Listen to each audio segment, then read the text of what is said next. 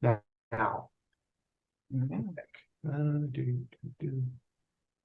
Hello, everybody, and welcome to another.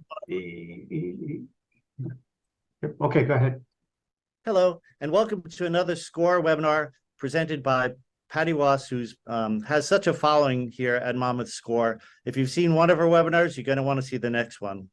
And in case you're not familiar with what is SCORE, SCORE is the largest all-volunteer mentoring organization in the country, and it's made up of many business leaders, former business owners who have a lot of experience and are ready to and willing and able to volunteer to give your business or even your idea of a business the start that it needs. Maybe you're stumped somewhere. Maybe you don't know how to do something. You know, as a small business owner, you have a lot of hats.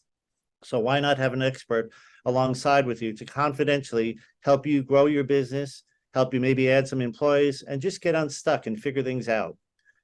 Today's webinar is going to be something that I think many people, I always say overlook, which is email marketing. You know, there's so many different ways to market. There's social media, there's all these different ways. But the problem with that is people have to sometimes be looking for you. With email marketing, and if any of you are on Patty's list, you know, Patty sends stuff to us and keeps it in front of mind so that when we're thinking about things, we're thinking about someone who's putting that in front of mind. And Patty is going to go over some great tips today. This webinar will be recorded for you, so not to worry about that. We're going to put it on our new YouTube channel, and tomorrow you're going to get all of the slides from today, from Patty's presentation. You're going to get a YouTube thing.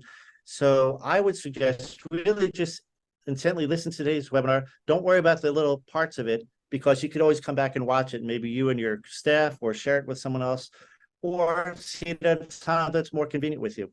But I'm going to give this over to Patty now, and she's going to give you a little bit more of insight and get ready for a great webinar. Take it away, Patty. Thank you, Bill. Appreciate it. Let's see. Let me make sure I have some slides to show all of you. That makes it more interesting. Let's see what we have here. Okay. All right. Everybody seeing that? Mastering the Inbox, step-by-step email marketing guide? Yes? All right. Okay. And everybody's hearing me okay? Because you're answering my questions. All right.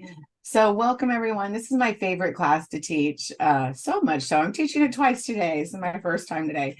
But as Bill said, it is such an important tool. As you will learn, it is the best marketing ROI out there of any marketing tool. So hopefully, if you're not convinced of that, you are after this class. So let's go ahead and talk about me first. Some of you have already met me and have attended my other classes, but for those that might be new to me, I have been in the online space, as you can see, since 1998, helping that gourmet gift basket company start their e-commerce business and take it to $1 million plus part of their catalog and retail business.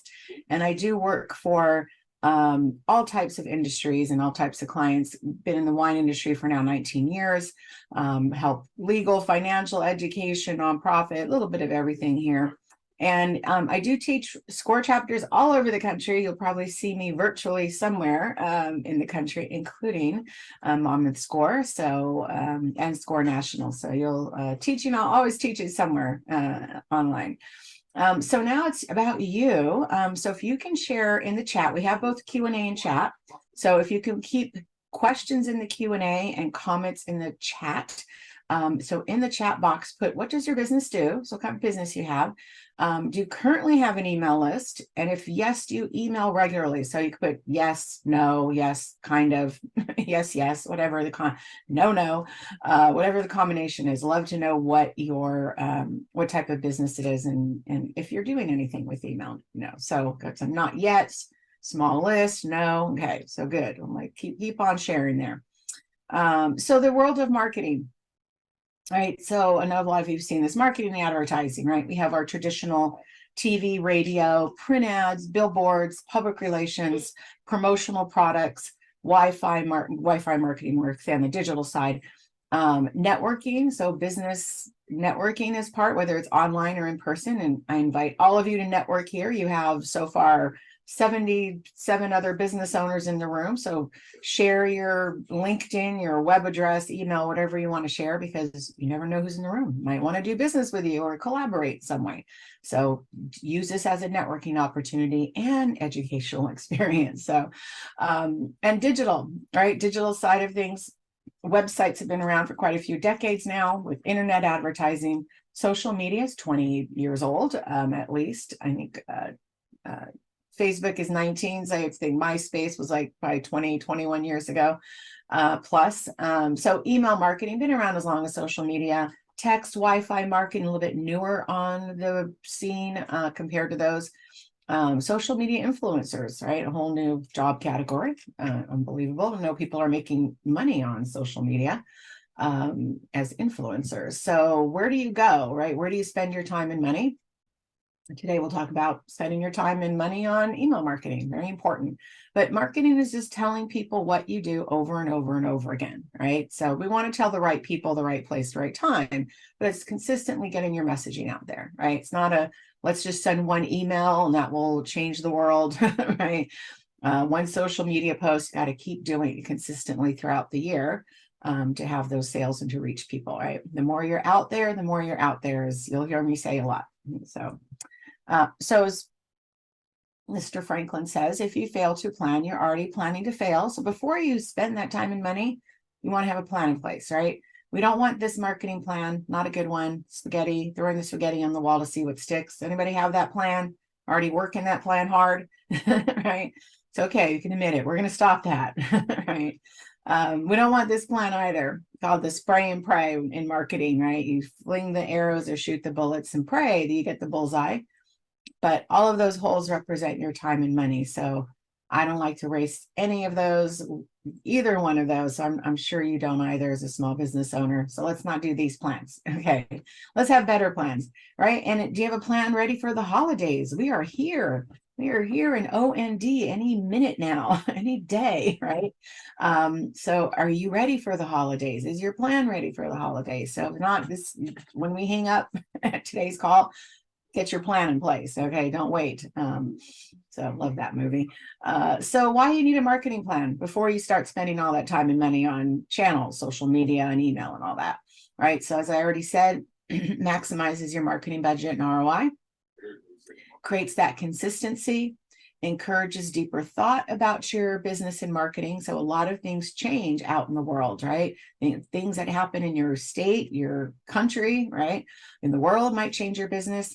Weather could change your business, a pandemic, technology, supply chain. So a lot consumer confidence that's happening right now. Just consumer behaviors change and their desires and what they want and don't want. So we always should just kind of take a look, dig in and see what's going on and pay attention to what's going on around you other than in your business, right? Is there something coming down the pipeline that could potentially change your business in a big way, right? And then just unifies your team. If you all are on the same page with your business and marketing, that would make things more efficient and smooth flowing. And then just improves your chances of actually achieving your goals if you write them down, right? So this is from my marketing plan class. Some of you might have attended this already, but I just bring it up in these other classes. We're not going deep into this. Today is number 5, channels, email marketing. But if you haven't thought about the other steps, done anything, built a marketing plan, I encourage you to, however you do it, work with a SCORE mentor. You can attend my marketing plan class, do my marketing plan worksheets, however you want to do it. But make sure you have goals set, have whatever that looks like for your business and your marketing. Number 2, most important, buyer personas, knowing exactly who your target audience is. I hear all the time, I can help everybody. By helping everybody, you're helping nobody, right? And I'll show you a case study in the subject line area that was a client of mine that was trying to help everybody and helping nobody, but change that. So doing that SWOT analysis and competitor analysis, knowing how you compare to your competitors, what's your unique selling proposition against your competitors, how do you tell your story? Is your brand story talking to your ideal customer? If you know who they are from step 2, right? Having that plan in place, who's going to execute on your marketing, how, what tools do you need in place, budget, all that stuff. And then just knowing that you need to measure and optimize, you need to look and see what's working or not working. So we're, I'm sure we're not doing this as a hobby. So we want to make sure that we're actually looking under the hood and seeing what's working or not. Okay. So again, this is my marketing plan 101. We're going to move on straight to emails because that's why we're here. Hopefully if anybody is skeptical that email, nobody wants to receive email, everybody hates it. Anybody feel that way? Raise your hand. It's okay. You can admit it. That no email is dead and not that important, right? Yes. Okay. So, okay. Well, hopefully change a few minds here. We'll convince you otherwise. So here's my other list. I love lists. My top 10 email marketing mistakes I don't want you to make. So no plan in place. I already talked about that. We need to have a plan. No spaghetti, no spray and pray. We don't want those plans any longer. Assuming your customers don't want email. So as I said, some of you are assuming that. And that's not true. Maybe you don't. I know my inbox is like, I don't know, 10 million emails in there. I'll never achieve inbox zero, but it is the best marketing tool out there. Okay, so hopefully I'm going to convince you of that. Not collecting emails wherever you can. You'll see my mantra, ABC, always be collecting. I'll show you that. We'll talk about collecting. Not being consistent all year, as I mentioned. It's all about marketing is all about being consistent. Unless your business is seasonal in some way, maybe, even if you just do holiday sales, maybe you're a tax accountant and you only really do business December through April. But for those of us who want to make money all year round, we need to be consistent all year round, right? So email, no clear call to actions in the email. We want to make sure you always have a clear call to action in the email. Using your personal email account or using a freemium. So if your business email is your business name at gmail.com or at Yahoo or Hotmail or AOL, I make fun. I have a client that uses an AOL address still. There's good reasons why you shouldn't be doing that. You should be using a domain email address. There's some technical reasons, and I think just some professional reasons as well. We'll talk about that later. Not using automations. There are automation tools in your email platforms as well. Help you kind of just consistently reach your customers if you have different automations. I'll show you some of those. Not looking at statistics. So there's email marketing statistics out there and your email platforms have them. Make sure you're looking at the numbers so you know, again, what's working or not working. And then not segmenting. So if you have a list big enough, and, even as you're growing the list, is there a way for you to segment your audience? So then you could send them custom messages. Maybe somebody, maybe you have different products for men and women. If you can, separate that out, maybe by location, maybe what kind of products they like. Say a winery, maybe people only drink white wine and you have both red and white. So maybe you only send them the white wine emails. So where is it that you can segment potentially so you can get a little bit more custom on your messaging to them? And then, that might be the case for everybody, but if you can segment and make sense, then do it, right? And then thinking everybody can do email marketing, right? So this is such an important tool as you're going to learn. You want to make sure somebody is doing it that knows what they're doing with it, right? Knows how to create good emails, when to send them out. There is strategy behind it. The frequency of how often you send out the emails, knowing how to look under the hood, what's working, what's not. So make sure you have somebody who knows what they're doing with it and likes email, right? If you don't like it, you're probably not going to want to send it because, don't inject your personal feelings. Same with social media. I know a lot of us maybe don't like social media on a personal level, but make sure that you're using it for your business, right? So some statistics, right? Email's not going anywhere. As of 2022, 4.3 billion users were predicted. I don't know if what came true with that number, but as of 2025, 4.6 billion users are predicted, half of the world's population. So it's we're still going to be using email for a while. Let's see, there we go. And then this one's most important, right? So read what it says here. 61% of consumers said they would like to receive promotional emails from their favorite brands on a weekly basis, folks. Weekly. Some of you are going to cringe like, oh my God, that's way too much email. It's not. I always hear, I don't want to annoy my customers. I go, you guys aren't even slightly irritating yet. Right? This is, and you're their favorite brand if they signed up for your list. So they do want to hear from you more often than once in a while, right? Or last Christmas when you last sent an email out, or the newsletter you sent in April and haven't done one since, right? So if you have a shopping cart attached to your email, 70% more orders if you sending out abandoned cart emails. So those are the automatic, hey, you left something in your cart. So you probably have seen those if you shop online.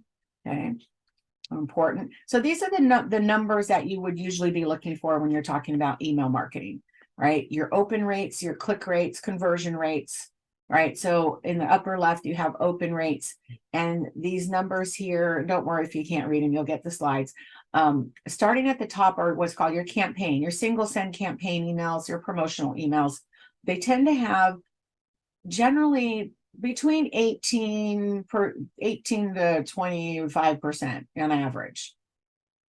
As you go down this list and get more transactional emails, you'll see a higher number, right? So your shipping confirmation, order confirmation, birthday emails get higher because those people are, they placed an order, they're going to look at their order confirmation or shipping, right? So, but your just regular promotional emails tend to get in the high teens, early 20s. If you get higher than that, great, right? But those are about average. So if you see those numbers, that's about average.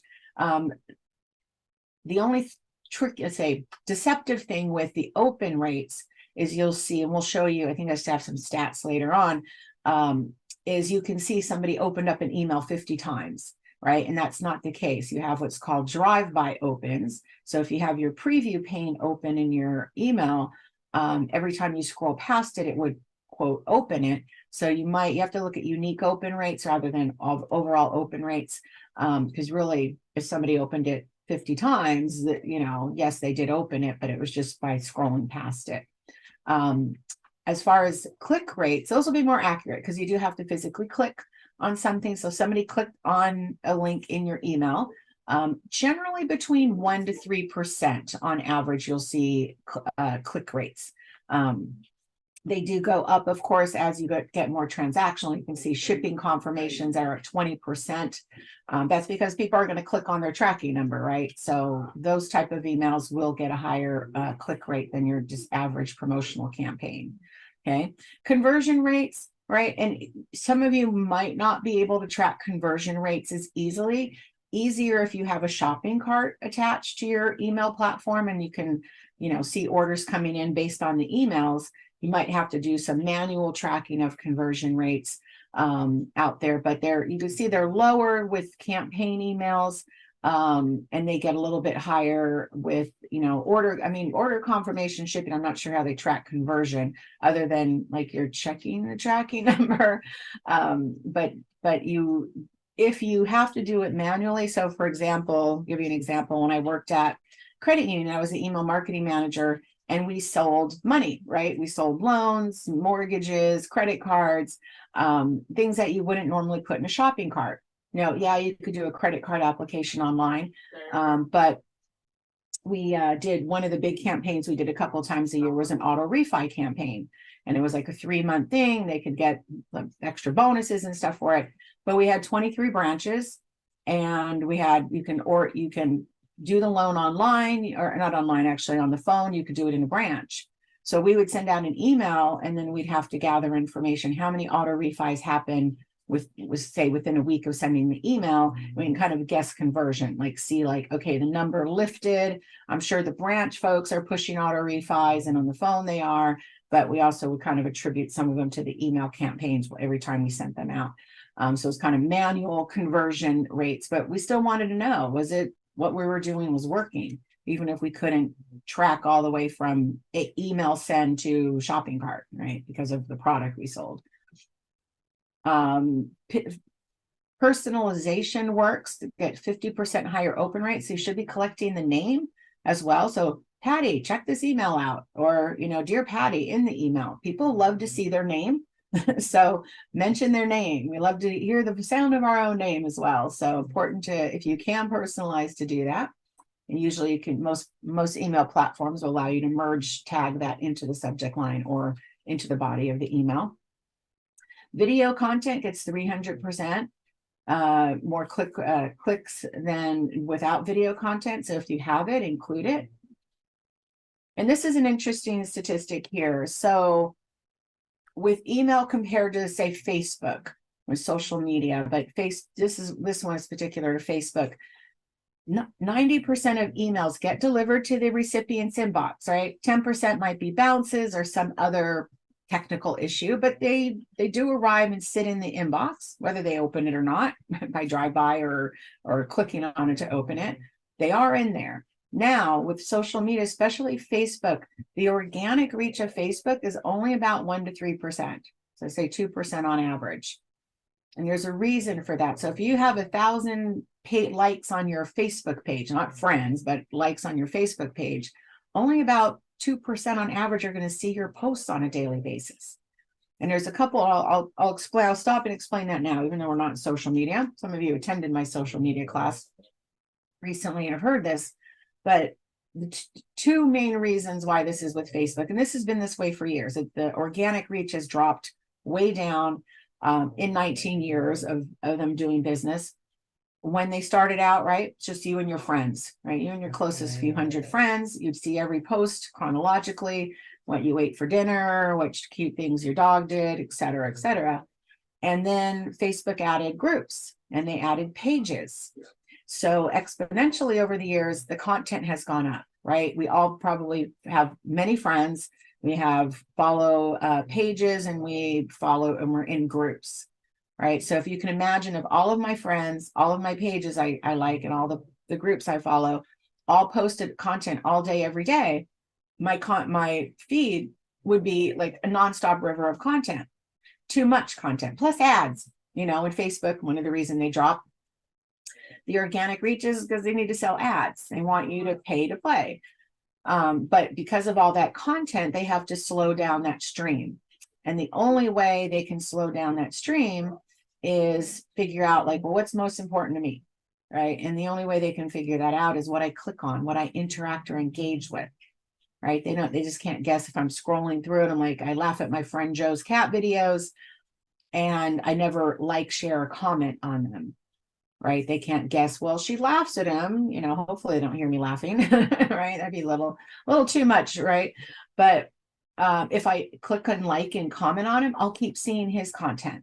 I'll keep seeing the content of pages I like and share and comment. So it's important, put out consistent content on social media, regular basis, so you stay in that algorithm. People have a chance to interact and engage. If you don't, I used this example yesterday for all the Star Trek-y fans out there, right? Klingons, right? They can cloak and decloak their ships, right? It's like cloaking and decloaking, right? You're hiding your ship and then you're showing your ship, right? We don't want to do that. We don't want to hide our ship. We don't want to be like Klingons. So make sure that you're always out there showing. So in comparison, going back to the email comparison, right? You're going to have a better chance of people seeing your message in your inbox because it gets in there, except for the spam folders or, like I said, bounces, etc. But majority of it gets in your inbox. And more people, as you can see on the right, want to receive promotional content through email versus social media. So I'm not saying don't do social media, but if you're not focusing on email at all and you have a list and you're ignoring it and I haven't sent it out yet, I kind of am doing it. Did I get any of those answers here? Make sure, flip the script, start focusing on email, but don't abandon social media. Really, even if your list has 5 people, 10 people, 50, 500, there's no magic number that you have to send or collect before you send out emails. Those 5 people, if they signed up for your list, start emailing them. Grow your list from there. So it's very important. Women make the majority of household purchase decisions, and 7 in 10 US adults have made purchases influenced by a company's email. Okay, so people are liking email for those doubters. Still the number one place how they want to be contacted is email. It's followed by social direct mail. People still want direct mail, not so much by phone. Don't call us, right? In person, people are shopping in person, but website, live chat, not so much. So still the kind of traditional methods, over the 20 years, right, of social media and email being around. Direct mail still works. So here again, to reiterate how often they want to hear from you. At least monthly is number one. That's 61% for weekly. You could see here quarterly and annually, not so much. They do want to hear from you more frequently than that quarterly newsletter you send out with everything you did over the last quarter. And then that's it, right? And I'll tell you why frequency matters. And so this is my drop the mic and walk away slide, but I'll continue anyways. But this is why it's so important to do email marketing, right? This has been this way for years. Direct Marketing Association is a source of this. For every $1 spent on email marketing, there's an average of a $40 return on investment. It's been anywhere between 36 and 44 over the years, but generally right now about $40. Does it mean you're going to get a $40 return every email you send? No, but if you're doing zero now, what if you got half of that? $20 return, 10, double your money, $3 return on investment, right? It's still the best return on investment of any tool out there. It's double of social media. It's about $18, $20 return. Mobile, people are always talking about text marketing. You can see here about $11 return on investment for every $1 spent.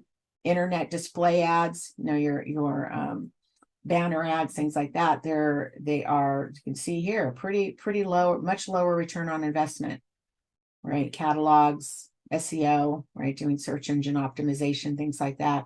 Not saying don't do any of these, but really, again, focus on that email. Look at that return. Just think of the lost opportunity cost if you're doing nothing with your email list. Like I said, even if you get a couple dollar return on investment, you're still double of nothing, right?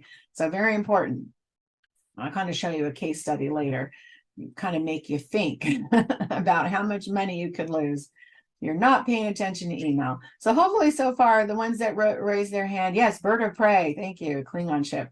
Are you convinced that email is important, right? Social, yeah, I didn't have it in that graph, but I mentioned it, the social media, about $18, $20 ROI. So I should slip it in there. So email platforms out there, how do you choose which one, right? These are not the only ones out there. I just grabbed, logos from a lot of the popular ones out there. Probably the most popular out of this list, MailChimp. A lot of people started out with MailChimp because they had, it was free under 2,000 subscribers. It's now 500 and limited, much more limited. They've really stripped it down because they want you to pay, right? Now the Intuit owns it, right? TurboTax and QuickBooks, all about money. Constant Contact's been around. I know Score uses Constant Contact. I use that one, but a lot of these, and again, they're not the only ones, not saying these are the best ones. There's plenty more out there, right? And how do you choose if you haven't already, or maybe you want to make a switch? Is it easy to use, right? And for me, like I've used them, since Constant Contact first came out in 95. They're kind of apples to apples to me. But to you, if you only use one or the other, just say that they're generally pretty much the same. They create emails and send emails. There might be features that make more sense. There's one that I use that I'm like, I wouldn't recommend anybody. It's more complicated. The testing tools don't work. It's just, SendGrid. Not really thrilled with that one. But the rest are kind of apples to apples. So look and see what works for you. You can do maybe a free trial if they have it. I wouldn't recommend bouncing your list from one platform to the other. But check them out. Look at the features they have currently, right? Don't necessarily go by cost, right? I know people are like, oh, they like that free MailChimp account. And I'll say this in general. I'm going to hop on my little soapbox for a second here. When I talk about different tools like email platforms, Canva to do your graphic design, something like ChatGPT to do your AI, everybody's always saying, oh, what is there a free version? We all love free. Yes, there is a free version of Canva. There is a free version of ChatGPT. You can find, even though MailChimp's free version is pretty stripped down, there are, but These tools are like $20 a month, $10 a month, $13, $14 a month. Email marketing will be a little bit more. If you're going to do this yourself and you have to subscribe to the tools yourself rather than hiring somebody that's going to have these tools, they're not that much over the scheme of things. You guys will wind up spending, and I see this, I see this happening. I talk to my clients, my coaching clients, and I see like they try to work around the free, right? And say not spend the money. And they're spinning their wheels, spending more time trying to work around free. And that's time. Time is money. So, spend the $10, a month to get that, the Canva account, or $20 for ChatGPT, if it's going to give you more access. Actually, I just saw ChatGPT just added Bing back to their platform, so it can do web browsing. But it's not over, I spend as a marketing agency, right, less than $100 a month on all the tools that I use. Don't try to work around free and work around tools that aren't giving you everything you need. Same with email marketing. Right? MailChimp free with 500. I think you only can send, 500 emails a month total. So if you have a list of 250, you can send 2 emails only. They don't have A/B testing, very limited audit, if at all, automation in the tools. So again, go with what, try the free if it works. But again, you'll probably wind up working around it just to try to not spend that $10 a month or $20 a month. We spend more on going out for coffee in a month than we do paying for the tools. So that's my soapbox. Spend the money if you can. Someone said I'm using the light version of Active Campaign. Yeah, some are a little bit more expensive, but general just depending on how many subscribers you have and what features. And in some cases, I have a client that's on Shopify, has a candy store, and she was using MailChimp, and she's a coaching client of mine, so I was helping her set up automations for the first time. And as we're going through her MailChimp account, on the paid version, it's like, I think the cheapest paid essentials or something, $30 a month, it only allowed us to do 3 triggers on an automation, like send it, wait 3 days, send again. Those were the 3 triggers. And we wanted to have 5 or 6 triggers in there. So when we looked at upgrading her account, it was going to, based on the number of subscribers she had, it was going to almost double in cost, more than double, and not really give us as much as we wanted. So she did a little research and found an app on Shopify. I forgot what it's called, Mailer or something, and smarter email or smarter mail. And it turned out it was $15 a month total, and it did much more sophisticated automation triggers, and all of her products are in there. It would automatically pull in her products because they're in her Shopify account. So in this case, we did spend less money and got more, usually it's the other way around, but do some research, see what's out there. Some of you, I think somebody mentioned Wix, Shopify, they have built-in email marketing platforms as well. See how sophisticated that is. Do they have automation features? Some of you might want to do text marketing, might want to have a platform that does both. Klaviyo, MailChimp, I think I just saw that they added text marketing recently, within the week. But look and see. You don't want to keep changing out email platforms. So pick one that you have now but can grow with you as well. Like I said, if you have to do the Wix version or Shopify or something for now, but just think about, how you can use it in the future as well, if that makes sense. So you really want to look at customer support, might be important. I know that was a big thing between MailChimp and Constant Contact. MailChimp on the free version, you don't get any support. I think they've changed it now a little bit where you get chat support, or you can, I think, schedule a call. Where with Constant Contact, for example, you can pick up the phone and call them anytime if you have a question. Probably some of the other platforms as well, if that's an important feature. If you're not like, hey, I don't want to just be able to chat with them, or I can't call them, or I have to email them, that might be important. So look at the different features that they have there. Let me just look at the questions here too. Yes, you will have handouts, Kimberly, if you're still here. I saw that question. What about B2B emails? Not once a week, Shirley. Yeah, yes. Yes, Al, as a matter of fact. Yeah, even for business to business, you can send weekly emails, and I'll show you under the creation section, the different types of things that you can send out there. So there's really no difference B2C, B2B. if you're trying to do business, don't be afraid to do business, right? I talk about that like with LinkedIn. It's a networking platform, but people are afraid to network. People are afraid to actually go out there and reach out to their potential customers. And the ones that are gonna, if you're emailing them once a week and they decide to unsubscribe, I mean, I see people unsubscribe from my emails as well. And I look at the list and I cry a little, like, why don't they love me? But I'm like, they're just not interested. It's okay. They're not your clients. They're not your customers. That's okay. They're just lost interest in that. If they're feeling it's too much email, that's okay. Then they're not, if they really want your information, you're giving valuable information, they'll stick around, right? You can't, they're not your brand ambassadors if they're that quick to shut you down, right? So, but yeah, we'll talk about more of that and frequency and why that matters. And Caroline, I'll talk about when the good times to send emails as well. So that will be coming down the line. You guys are way ahead of me here. Do any of the email platforms have a better rate of getting past spam filters?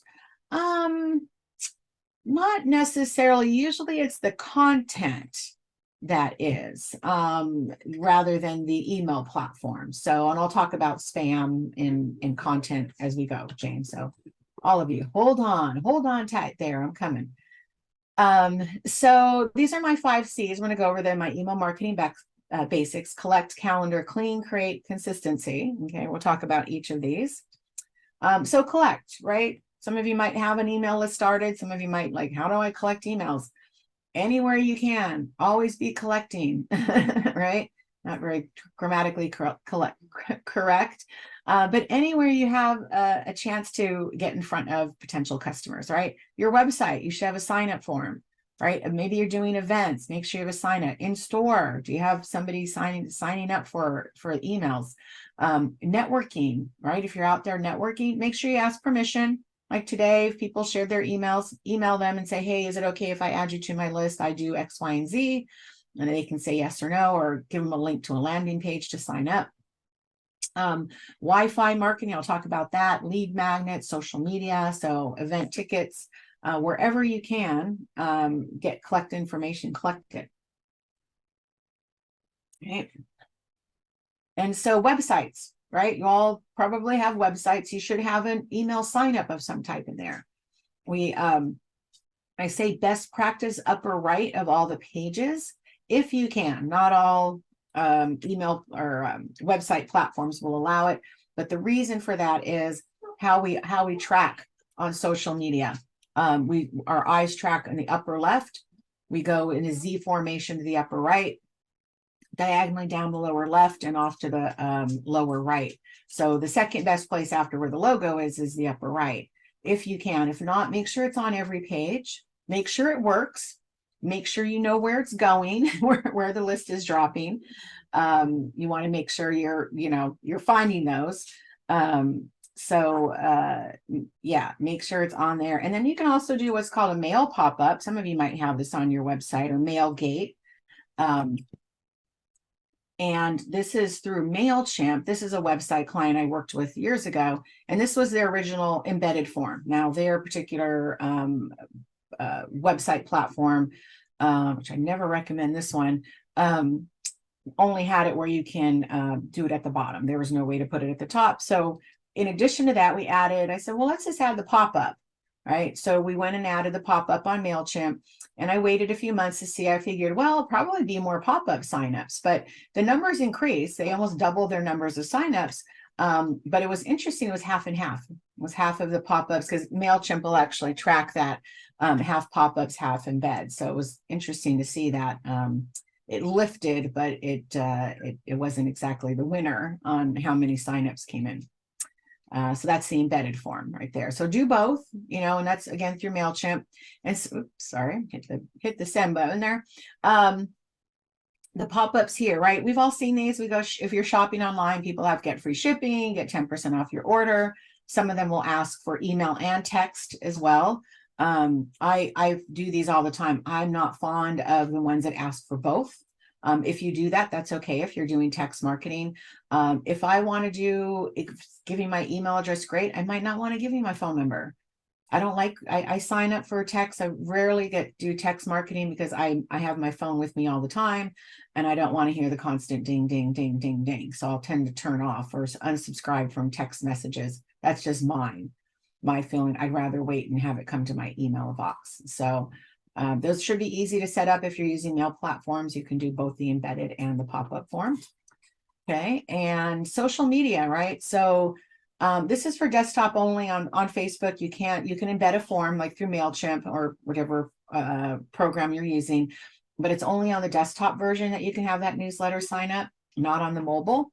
So in that case, you can just evergreen a post. So evergreen means to schedule a post to go out once a week saying, hey, sign up for our newsletter, get exclusive offers and first person to get information about our events or whatever it is. So that's what I do for some of my clients. It's just evergreen a post to have it go out on social media every week. Let's see. I'm not sure about Privy. How soon should time-wise a pop-up appear? As soon as they get on the site, within seconds. So this way they're not then clicking. If you wait, too long, they could click on to wherever they're going. So you do want it to pop up. Some people put them at the end, or maybe a coupon saying, hey, don't leave. Hey, here's a 10% off coupon. But in this case, I just in the front. It shouldn't happen on every page. Right, as soon as they click off the home, I'd say just the home, whatever page they enter on. Not everybody enters on your home page. Just say enter once wherever they are, but not have it set to like pop up every time they change a page on your website. Right, so and then have the embedded at the bottom or middle, wherever you can embed it, better closer to the top. So that in case they, miss the pop-up, or maybe they, closed out the pop-up and decided to join it later. So make it easy for them to do that. I'm sorry. Another one, lead magnets, right? So basically what a lead magnet is you're giving them some type of something interesting and useful in exchange for their information. All right. So in this case with Microsoft, they're giving a customer experience cookbook download. Just give us all this information and then you can download the product. I'm sure you guys have seen that and probably downloaded products before or papers. I did this with a client. He wrote a financial planning book and he had a lot of white papers of financial topics that weren't necessarily in the book, but related. So we took the white papers and did lead magnets with them. So put them on social media and then a landing page is just through MailChimp. And then once they give you their information, they send the download there to them. And these are some examples. So if you don't have any, you might be able to create some. These are, if you, hey, go to the robot, right? Go to ChatGPT or any AI tool that you're using that creates content and ask it to create you some white papers or lead magnet. Let's just say create lead magnet examples for a business that does X, Y, and Z. Right. So to give you some examples, one of my coaching clients is a business mindset coach. He helps appeal to burned out corporate executives, work-life balance, help with employees with stress, manage stress to prevent employee turnover. Mouthful of a job, but coming up with topics, right? So here's some that just came out of ChatGPT: 10 proven strategies to overcome burnout and achieve work-life balance. The power of delegation, tips, tricks, and effective leadership. These can be used on social media as well as through email. And as blog articles. Have ChatGPT then write the articles for you. You might want to enhance them and change them to your flavor, but they can actually create these for you. Here's one for wineries. If they need content, they'd already have the content, so it can be appeal to wine enthusiasts who are either well educated on wine or new to drinking wine. So you can mix it up and appeal to the newbies. Wine tasting 101, a beginner's guide. Recipe collections, trivia, whatever, however you want to do it. So you can have it create just the more information you feed. You don't have to have the paid version of ChatGPT to pull this list and to help you create the lead magnet examples and give them something of interest. If you have your own content, great, use your own content. But if you're like, oh, I don't have anything to share, use the robot to help you. Okay. And then Wi-Fi marketing. Anybody here have a location where people sit and hang out and want to use Wi-Fi? Raise your hand or say yes in chat. Anybody? I'm probably we've all maybe used Wi-Fi marketing, right? We go into a Starbucks or the local cafe and they have, They give you a username and password. Anybody here? Is that? No? Okay. So if you're familiar, in case there's somebody listening to the recording, that is a location where people want your Wi-Fi information, right? A restaurant, cafe, tasting rooms, etc. So traditional, right, is we just give them out our username and password, and then we don't know who they are. But Wi-Fi marketing means we're collecting some information about them before they're able to use our free Wi-Fi, and then we can market to them, right? So there are companies out there that offer the service. One actually I just met at a B2B marketing expo, socialwifi.com. They set you up either a router or connecting something in your location. And when somebody walks in and they're trying to access Wi-Fi, this will pop up and it will ask them to sign up like you've seen it. And then once they sign up for it, whether it's an email or by Facebook or text marketing, you can use it for social engagement. You can Wi-Fi loyalty coupons, contests, surveys, different uses for it. This is what it would look like, right? You walk in and you sign up for your free Wi-Fi by giving their information. Then they receive a text or email. Thank you for stopping in. Here's a coupon to read for your next visit with us. And then the owner has statistics, what's happening, who's coming in, who's using it, where are they, some of them even will go by based on who are they using in the area as well, to kind of track what their behaviors and habits are as well. So so we've all, like I said, we've seen it, like I said, Starbucks, hotels, of course, they have you sign up, places you go where, usually the coffee shops, if they have the free Wi-Fi, make you fill something out before you use it, right? And they're tracking your information, right? And so text marketing versus email marketing. Anybody here using text marketing? Raise your hand. Say yes in chat. Anybody thinking about using text? No. No. Okay. So if you are thinking about using it, and remember that ROI I showed you about $10, $11 return on investment versus 40. There might be some uses for text versus email. Text obviously can be that limited product offers and discounts. Not that you can do it on email, but something quick, right? Quick and short. Appointment reminders. I think all of my doctor, dentist, hair, all of those use text reminders now instead of calling you the day before your appointment. Urgent updates, personal alerts, purchase confirmations as well. You placed your order, it's going to be delivered soon. Information that requires two-way communication. I've noticed recently, I've stayed at a couple hotels recently, and one used it for, as I'm getting ready to check out, text me saying, hey, where your checkout's coming up. Is there anything we can help you with? Do you need a cart? Do you need help with your checkout portfolio? Another hotel was like, hey, we know you're coming in a few days. Is there anything you'd like us to set up in your room? Anything you need, any questions? And so, that didn't happen before, right? Maybe an email they would send you. Email, of course, can be a little bit longer form, right? Newsletter format, longer educational content, right? B2B information, it might be more technical, press releases, right? Not that you can't use it for purchase confirmations and that, but if you are going to add in text, make sure it's important.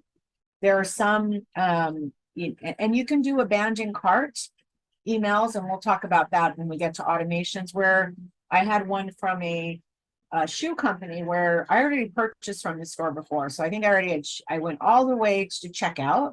I already logged in. They had all my information. And just before I hit the submit, I decided not to get the shoes. But so they sent me a couple abandoned cart emails, and then I eventually got an abandoned cart text from them. I think maybe twice, and then they finally just gave up on that. So you could, switch over and use both in some cases. So let's see, you guys are sharing some ideas here. I see. Yeah. All right, let's see. What was it? You can also do this with your phone, computer, or even just your phone when you go hang out at Starbucks or Pete's. Use your own hotspot. Yeah, definitely a good idea. You can do that as well. So you're trying to avoid giving your information, Jeff? Is that it? All right. But yeah, whatever works for you, use your own hotspot or not. So the next C is the calendar, right? And a lot of you attended my other classes have seen this. And sorry if you're hearing some noise in the back. There's a landscape guy in a little tiny patch of grass going in circles for the last 10 minutes. Hopefully he'll move on in a minute. So I don't know if you guys can hear it. So this is where I find typically most people get overwhelmed, right? How do I create all this email content? How do I do this social media? I got to do blogs, got to create white papers, right? How do you manage it all? Like, how do you, plan for it and get it out there, right? Does anybody feel overwhelmed at this stage in the game? Raise your hand. Right. This is the place I'm fine. And it's usually because there's no process in place, right? We're kind of all shooting around all over the place. Like, oh, okay, it's Thursday. I got to put a social media post. It's been a week. Oh, I haven't sent the emails out. What do I do? And then you get overwhelmed. Then you probably don't get it done because you're just like, you can't think on the fly. So having that process in place like that, yes, will help take away some of that overwhelm. Right. It can't take it's still work, still got to do some of the work unless you have somebody else do it for you. But streamlining the process and having that in place will help with some of that overwhelm. So hopefully, some of you have seen this part already. You can go off and get a cup of tea or something, or watch it again. But this is all about the process and the calendar. So really kind of I call it a 3-step process. Right? You have your calendar, planning time, you need time to create the content, and then scheduling the content, whether that's social media or email or whatever. Right? So, and I say, if you're going to be the one doing all of it, block the time in your calendar, right? Honor that time, because I know busy business owners wearing all the hats, right? Marketing is just one of them, are like, oh, okay, I'll get to that tomorrow. And then tomorrow you're distracted and then you just don't get it done. So put it in there, put time in for planning, creating, and scheduling out.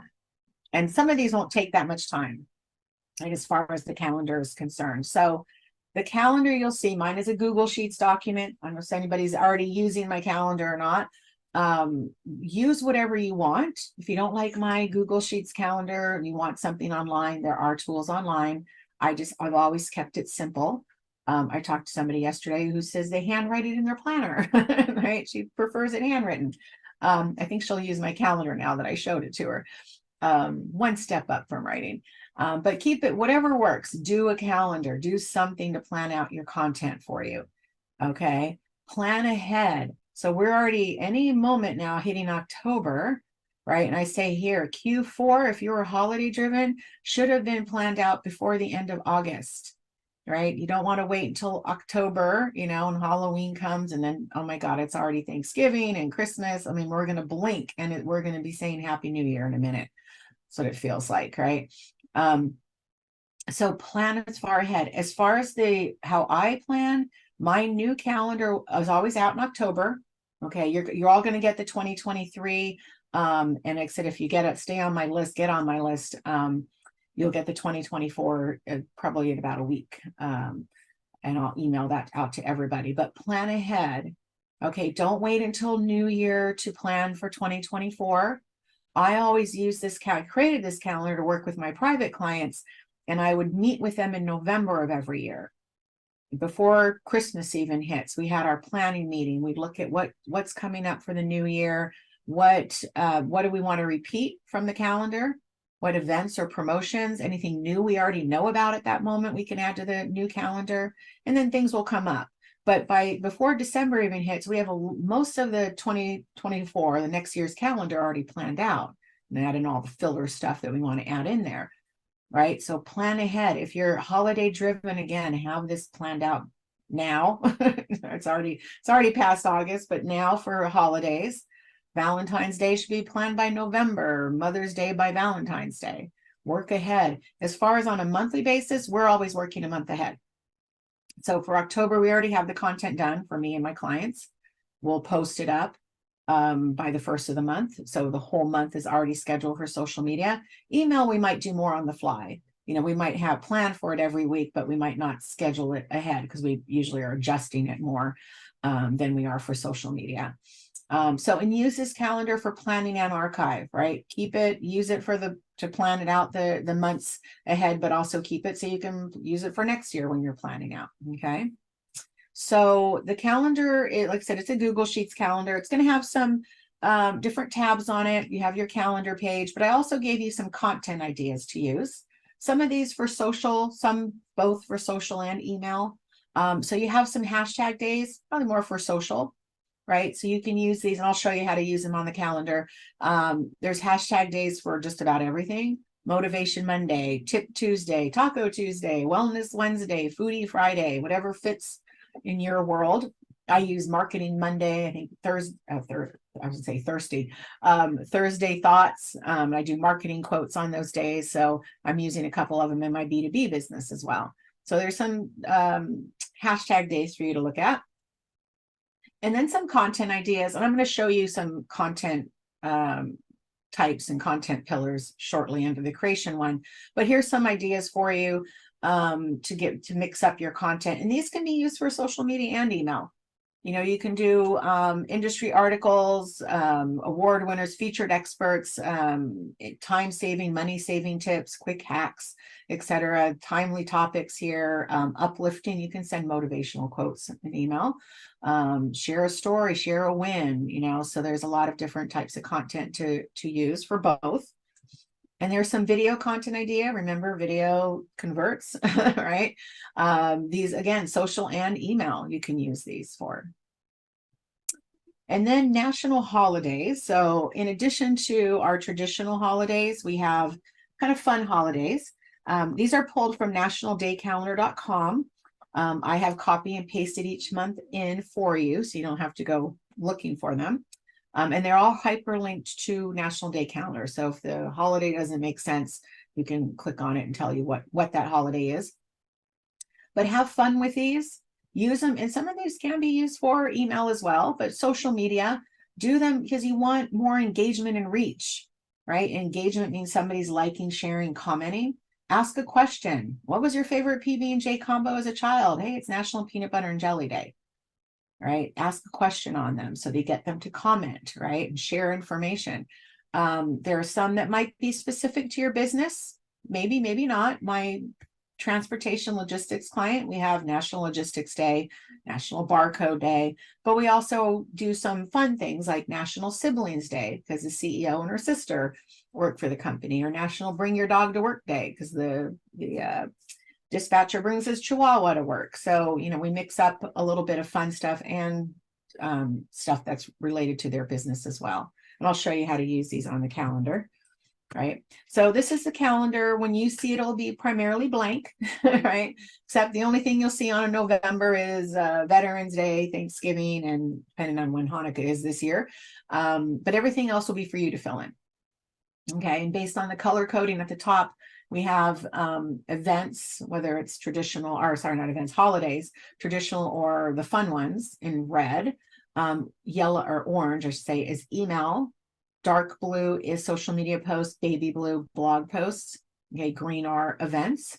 And in this case, I included like Black Friday through Giving Tuesday as kind of promotional events, as you can call them. So starting with social media, we'll talk about email as well, of course, but social media, you're going to generally have 2 lines of blue for each social media post you do in a day. If you have more than one post in a day, you can just expand the rows and add 2 more lines of blue. Ignore the ones that I only have 1 because I didn't fill all this out. So the top line is going to be what type of post. Is it a hashtag day? Am I going to ask a question? Is it going to be an inspirational quote? Right? Just in general, what type of post? The second line is going to be the more specific information.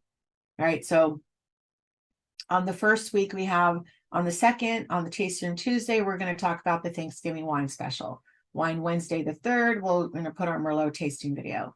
National Donut Day, we're going to do our chocolate donut and Zinfandel pairing, right? So we fill out specifically. Now I know for planning, I have to pull the Merlot video. I have to go and find a picture of our Zinfandel bottle and a chocolate donut, right? And the Chardonnay and pasta, probably fettuccine Alfredo, pull a picture of that with the Chardonnay.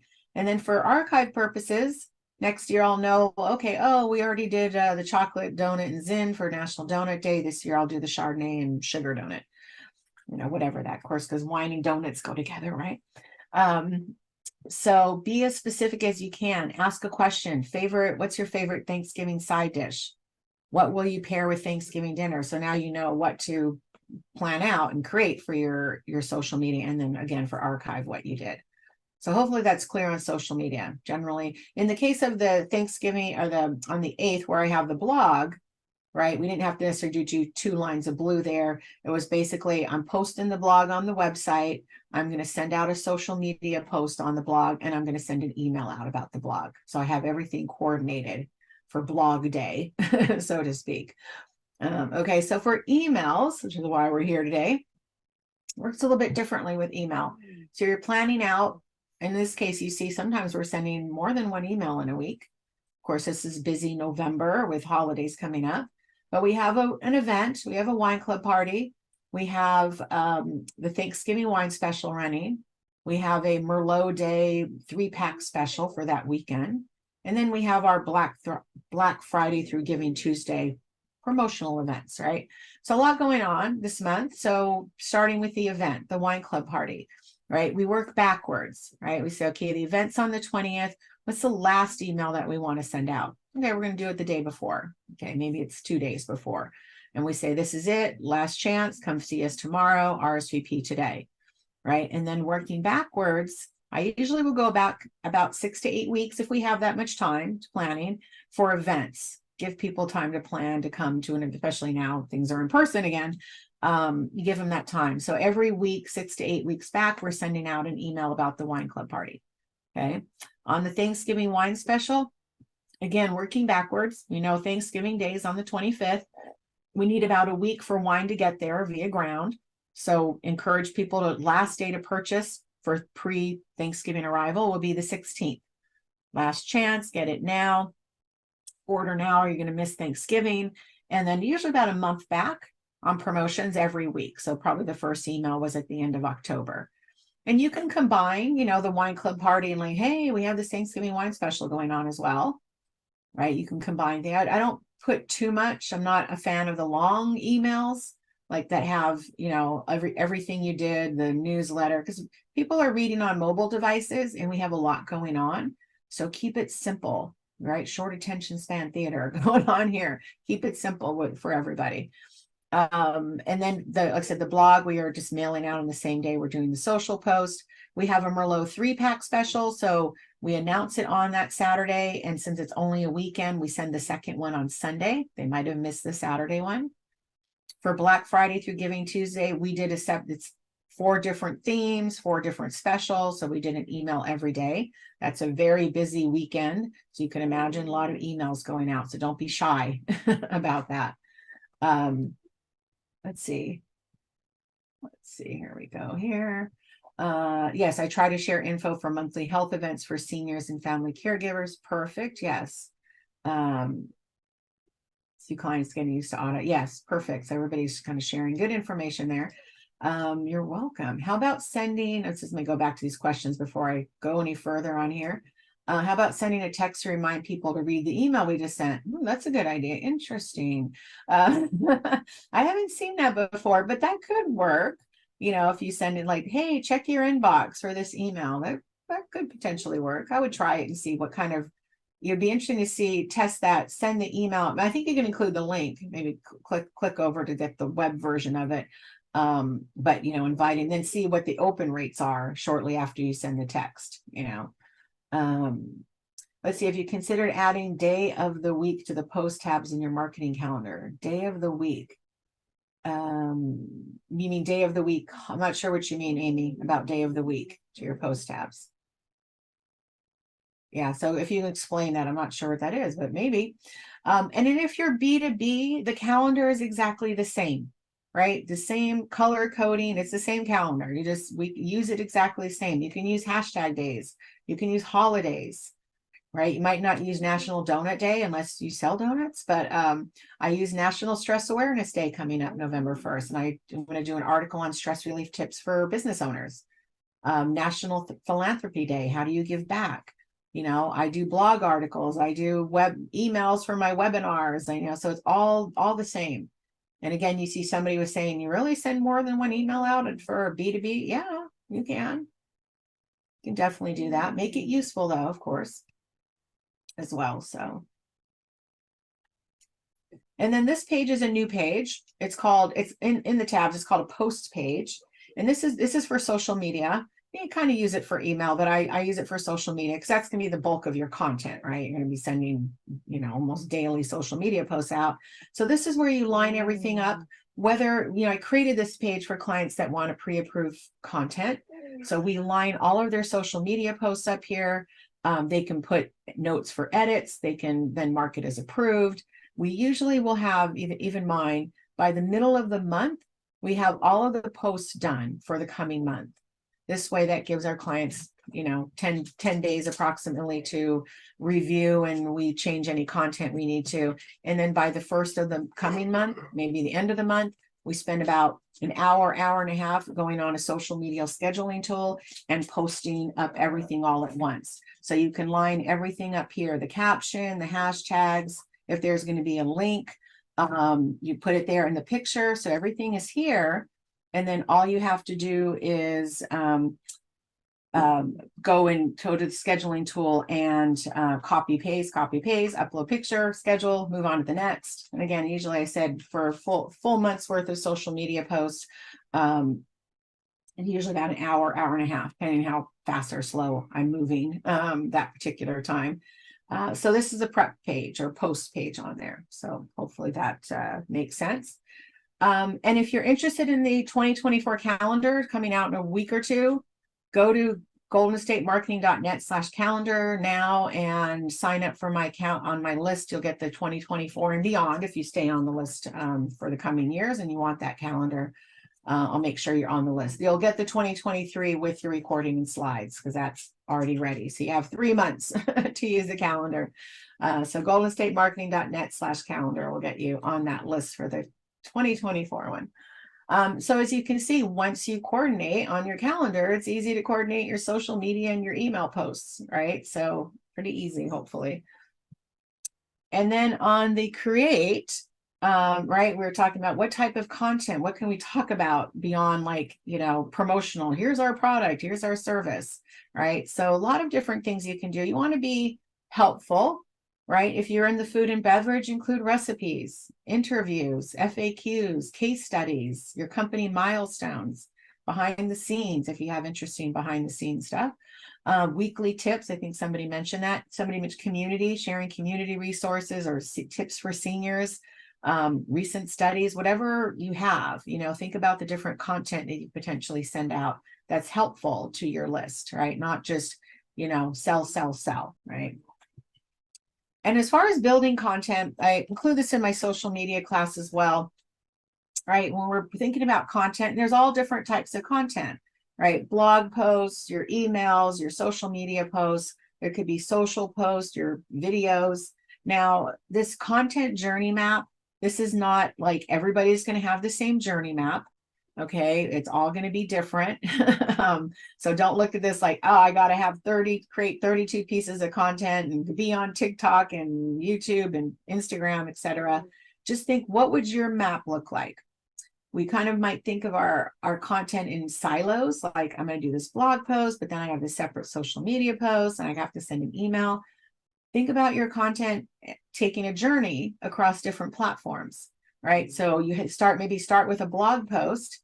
Maybe it has 3 different tips in there. You break it down into 3 different short videos or send it out via email, of course, and then break it down into a couple different social media posts, maybe different tips or highlights of the blog post.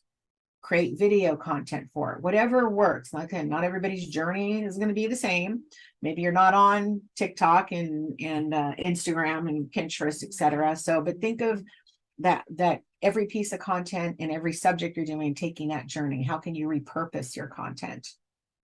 So hopefully that makes sense. I don't have a template for this because there isn't really one. I just wanted to show you, think about this content, taking that whatever journey it is. So if you're only on Facebook and Instagram, your journey map will be a little shorter, but you can think, okay, create a blog, put it on Facebook and Instagram, create a video, maybe you do an Instagram reel and a post for it. So just think about what that looks like for your business. And then content pillar. Anybody know what content pillars are? Ever heard of them? Besides hearing them in my class that you attended yesterday, right?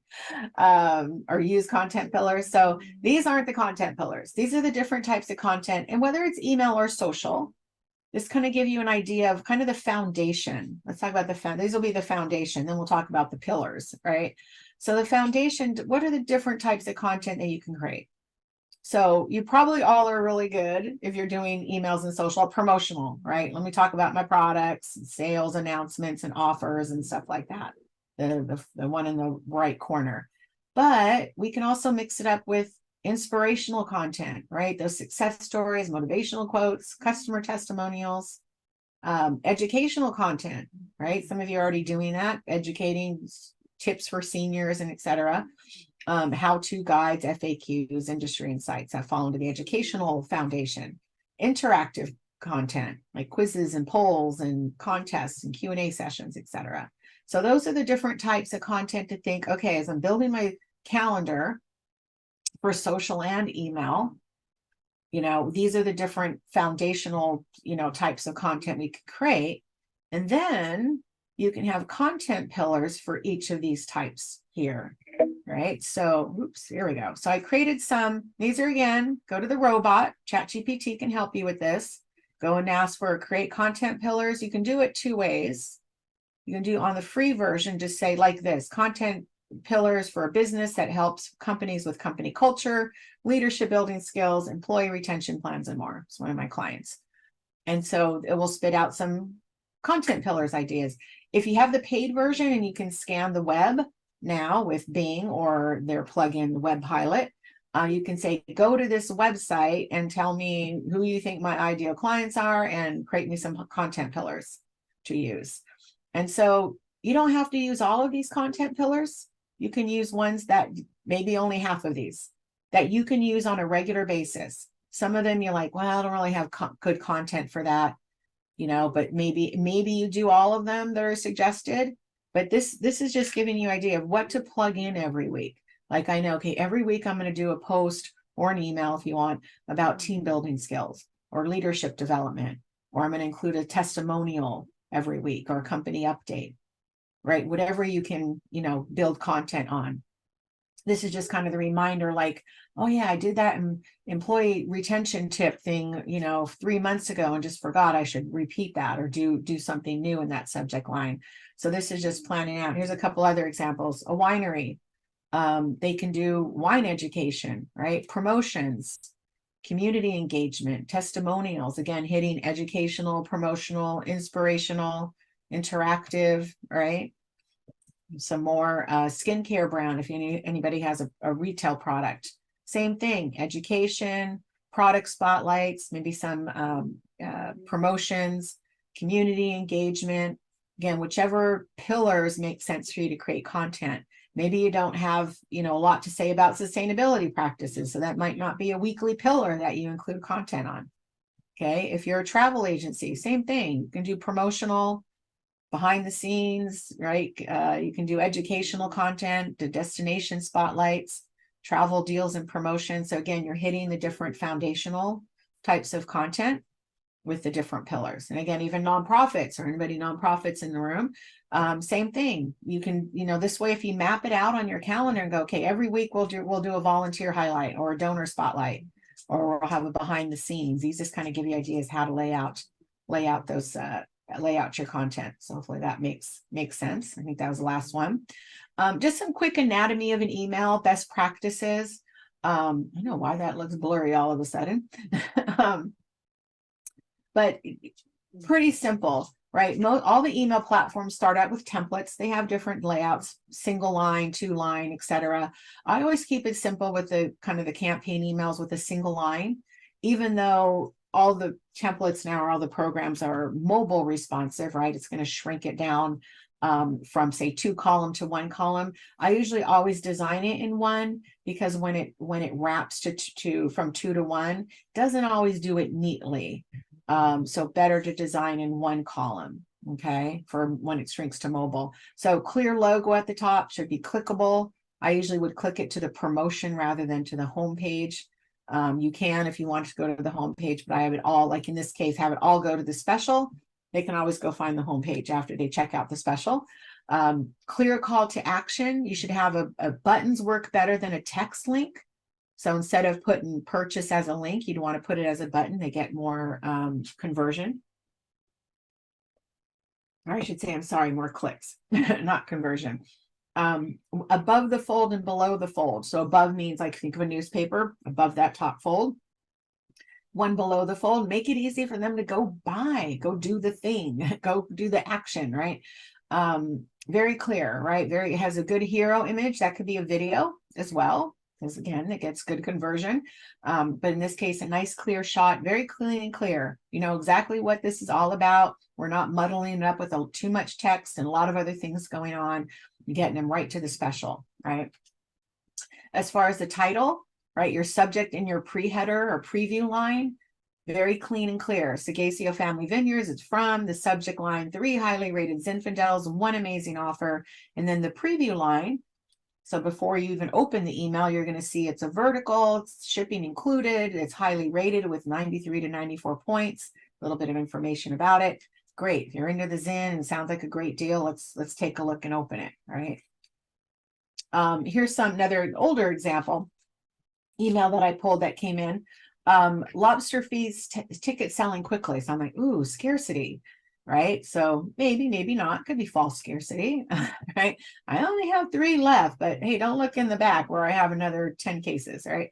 But here, very clear, their top navigation looks like a website, right? Clean logo, can have a couple other links to their website, tells you what's going on, when it is, the price, has pictures of people enjoying their lobster from previous events. 2 different call to actions. One is get my tickets, because you can't walk in and get the ticket. Has the menu, a join button. Hey, if you join our winery or wine club, you get a better price. Has their social follow links there. So tell this is an old email by the look of the social media links. Very clean and clear. Everything you need to know about what's going on for this event, right? And you better hurry, right? Here's another one, newer one. This was during quarantine when people were drinking heavily and baking bread. We were doing these BOGO sales, buy 1 case, get 1 case for $1, like that. Don't miss out on that, right? And $1 case. So very clear, it's BOGO time. We have 2 call to action buttons, tells you which wines are included in it, and a little description of it, what price and all that. You have your clear logo at the top, and your social follow and sharing buttons. I don't remember what the preview line was on it. That didn't show. I know it's like, hurry up, or don't miss out, hurry up. Very basic email setup, right? You have your to, your from, your subject, your content line. This is MailChimp, but they're all kind of the same here, right? You can if you're collecting the name and the email, you can personalize it. Remember, people like looking at their name. So instead of having it to my email, if you merge tag it with my name, if you collected that, you can have it go to Patty Ross instead of to my email address. And they even put my name, hi, Patty, for the first time in history, right? So we can personalize it a little bit more. And most of the programs do have ability to merge tag, right? And then who it's from, right? It's important on there. They might not know who you are or your business name, vice versa. So this should be important what you're putting. The email address, I usually always recommend having a name of a person rather than info at or something vague at, because a lot of people think, oh, well, that's probably just some black hole who answers that. It's better to see a name. Only use your name if they don't know your business address. I have a client that we're talking about her email in our last coaching session, and she said she had a friend sign up for her email list, but then he unsubscribed. And I guess he didn't look at the email, but he's like, oh, she used her business name on the from, and he wasn't familiar with the business name. So accidentally unsubscribed, not realizing if he opened the email, he would have seen her picture and realized who it was from.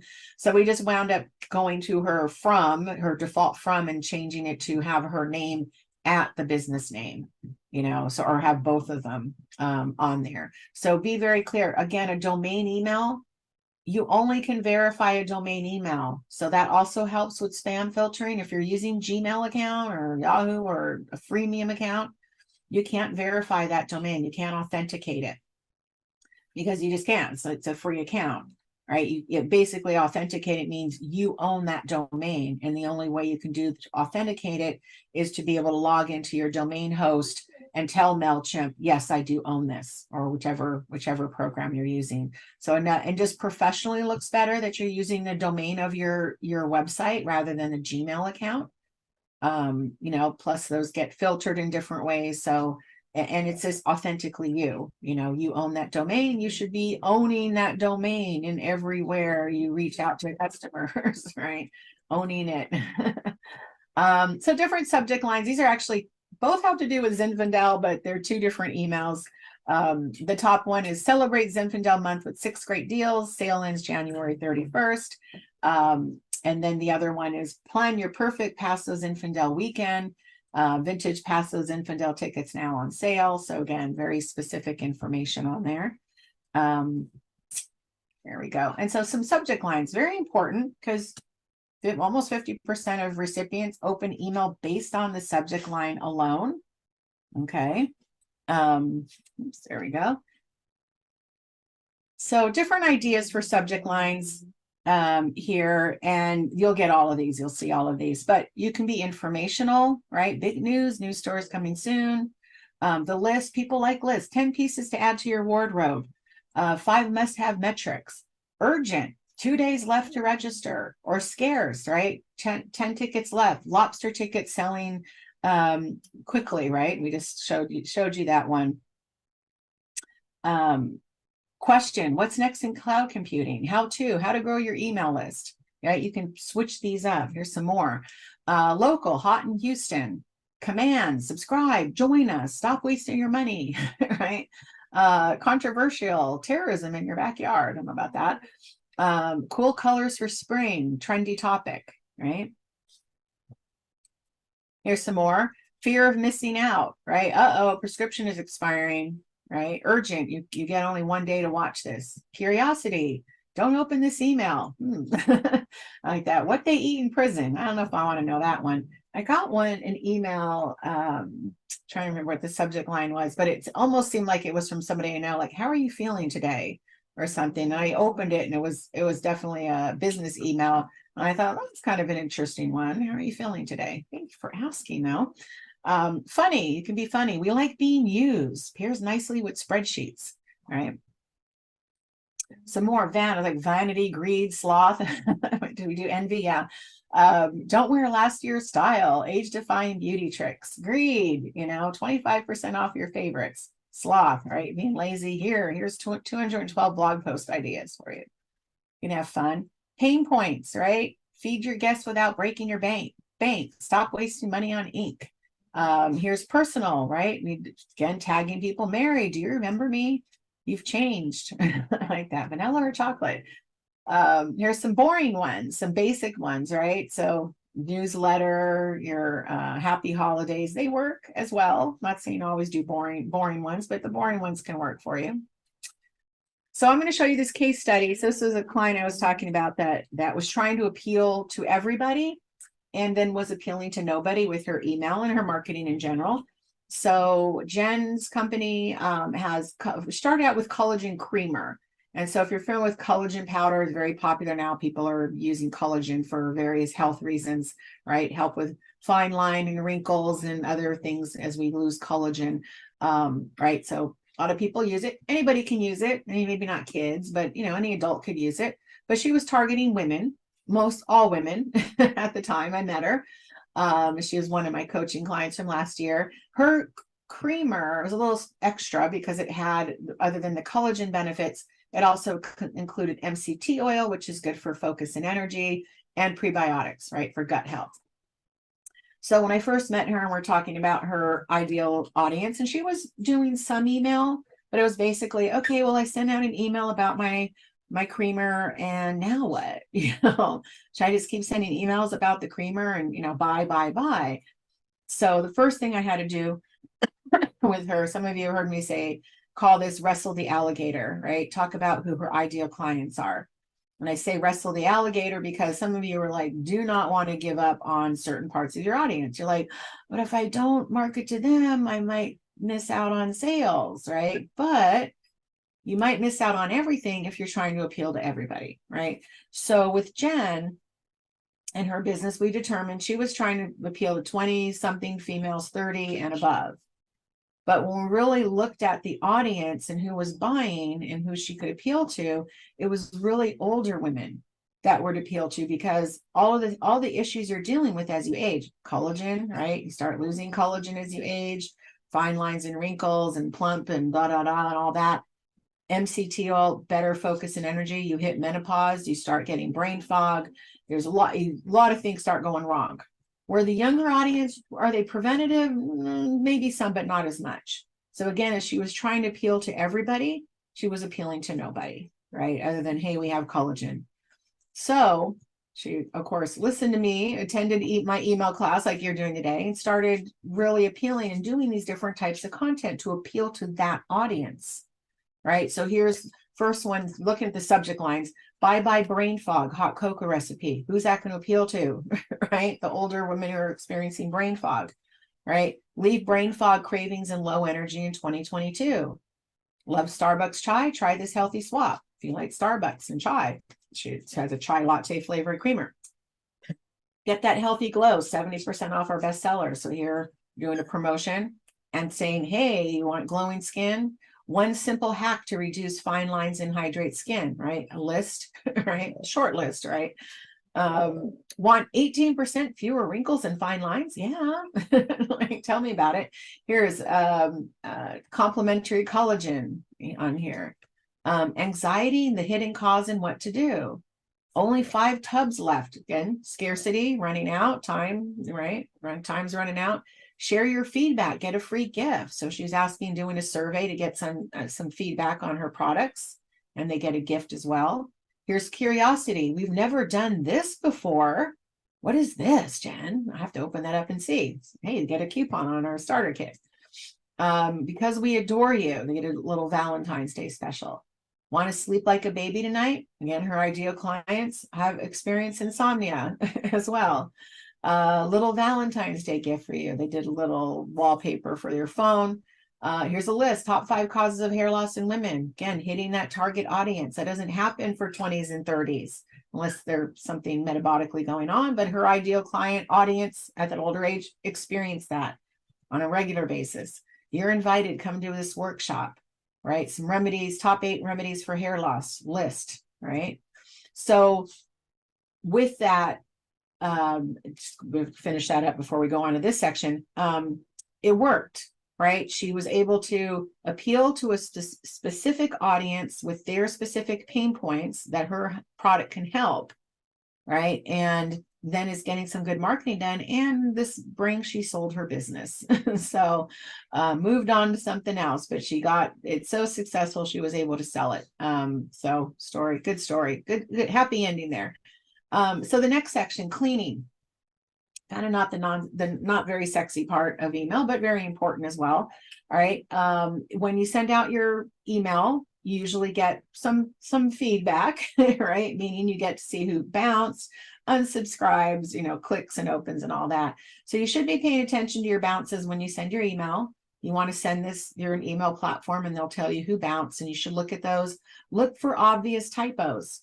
Right? Somebody might have spelled Gmail instead of Gmail, or Yahoo with an extra O, or they left off the .com or an M at the .com or whatever. Those are easy ones to find. And just remember, when you're dreading having to go and clean stuff up, think about that $40 average return on investment. These are now dead emails that could be potential customers, right? Look for the ones that are obviously bad. I did this for the credit union. We had 100,000 emails. I found 8,000 typos. And those are members who are getting our transactional credit union emails as well as our promotional emails that nobody bothered to clean up. They just were bouncing. Right. So those are 8,000 potential members who weren't getting the auto refi emails or the latest credit card offer or the mortgage and all of the share of wallet that we wanted. And their transactional emails as well, because they didn't bother to clean that up. So all it took was going through and cleaning up 8,000 emails. Hard bounces versus soft. So hard is like, it's a bad email, could be a typo or just they've changed emails. It's a closed account. Soft is generally mailbox is full. They consider a soft like a vacation auto reply, things that generally could be fixed. So I think MailChimp said they'll, and maybe the other platforms are the same, they'll send out soft bounces about 10 times before they move it to a hard bounce. Okay. Remove inactive emails. You want, if you have people who are never opening your email and never clicking them and they're just dead weight, it drags down your open rates, right? Because the more people you have to send, the less opening will mean you have lower open rates, right? You can look at the activity. I know like on MailChimp, they have a 5-star system. So 1 star means you don't look at it, they don't open it. 5, obviously the most engaged. I think Constant Contact will tell you the people who open the most or the open the least, not engaged at all, and you can decide. But before you do that, can you re-engage any inactive contacts? Right, and I'll show you a little case study here. So this was one of my winery clients back a few years back, and they came to me because they had a small email list. They had an older demographic, so they were literally aging or dying out of the market. But the one thing they didn't do, and he was prolific with email, he was sending out emails weekly. This particular business is, they imported 250 SKUs from Burgundy from 30 producers, and it all shipped from here. So we had a lot of wine to sell, and he was sending out weekly deals, like 40% off a case of wine, but all of the deals were 500 plus. They were like 700, 900, 1100. Never lower than 500. And so, and they never looked under the hood to look at their customers to see what happened. Why did people stop purchasing? Could be they passed on or they don't need wine. But a few years back, people had stopped purchasing and they never looked at why. So I said, well, there were a bunch of customers who hadn't purchased for a few years that never went above $300. Right? You weren't going to aspire to go to 700, 900, 11. So we stopped basically talking to them.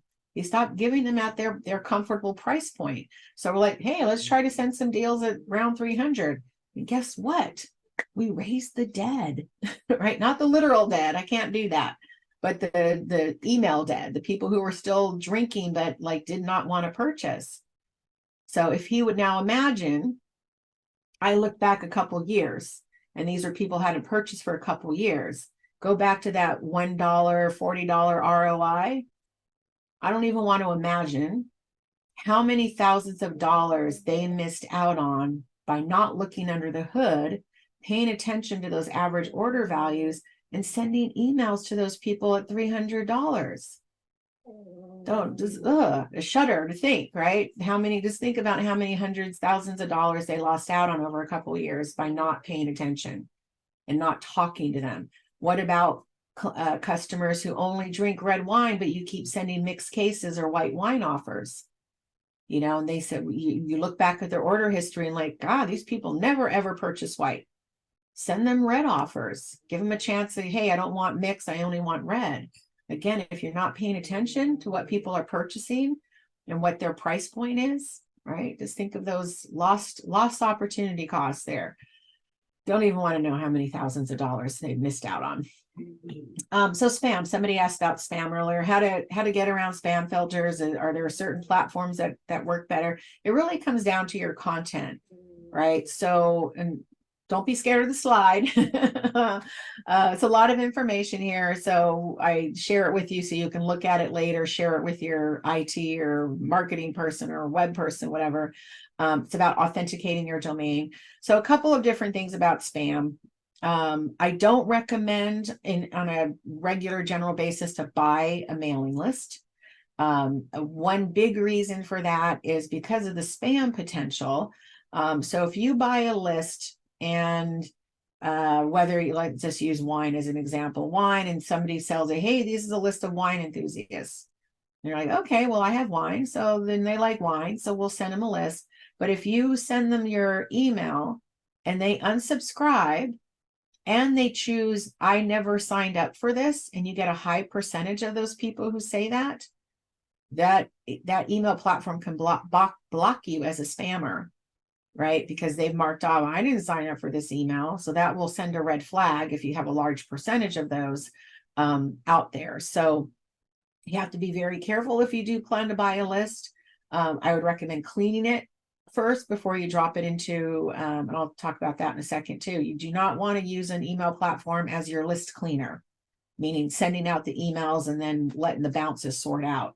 If you have a high percentage of bounces, like 10% and above, because you brought in a brand new list you've never cleaned, that can also block you from the platform. So be very careful. So I'm not a big fan of buying lists unless it's something I've only seen it successful. I had a client that is well known in the education space.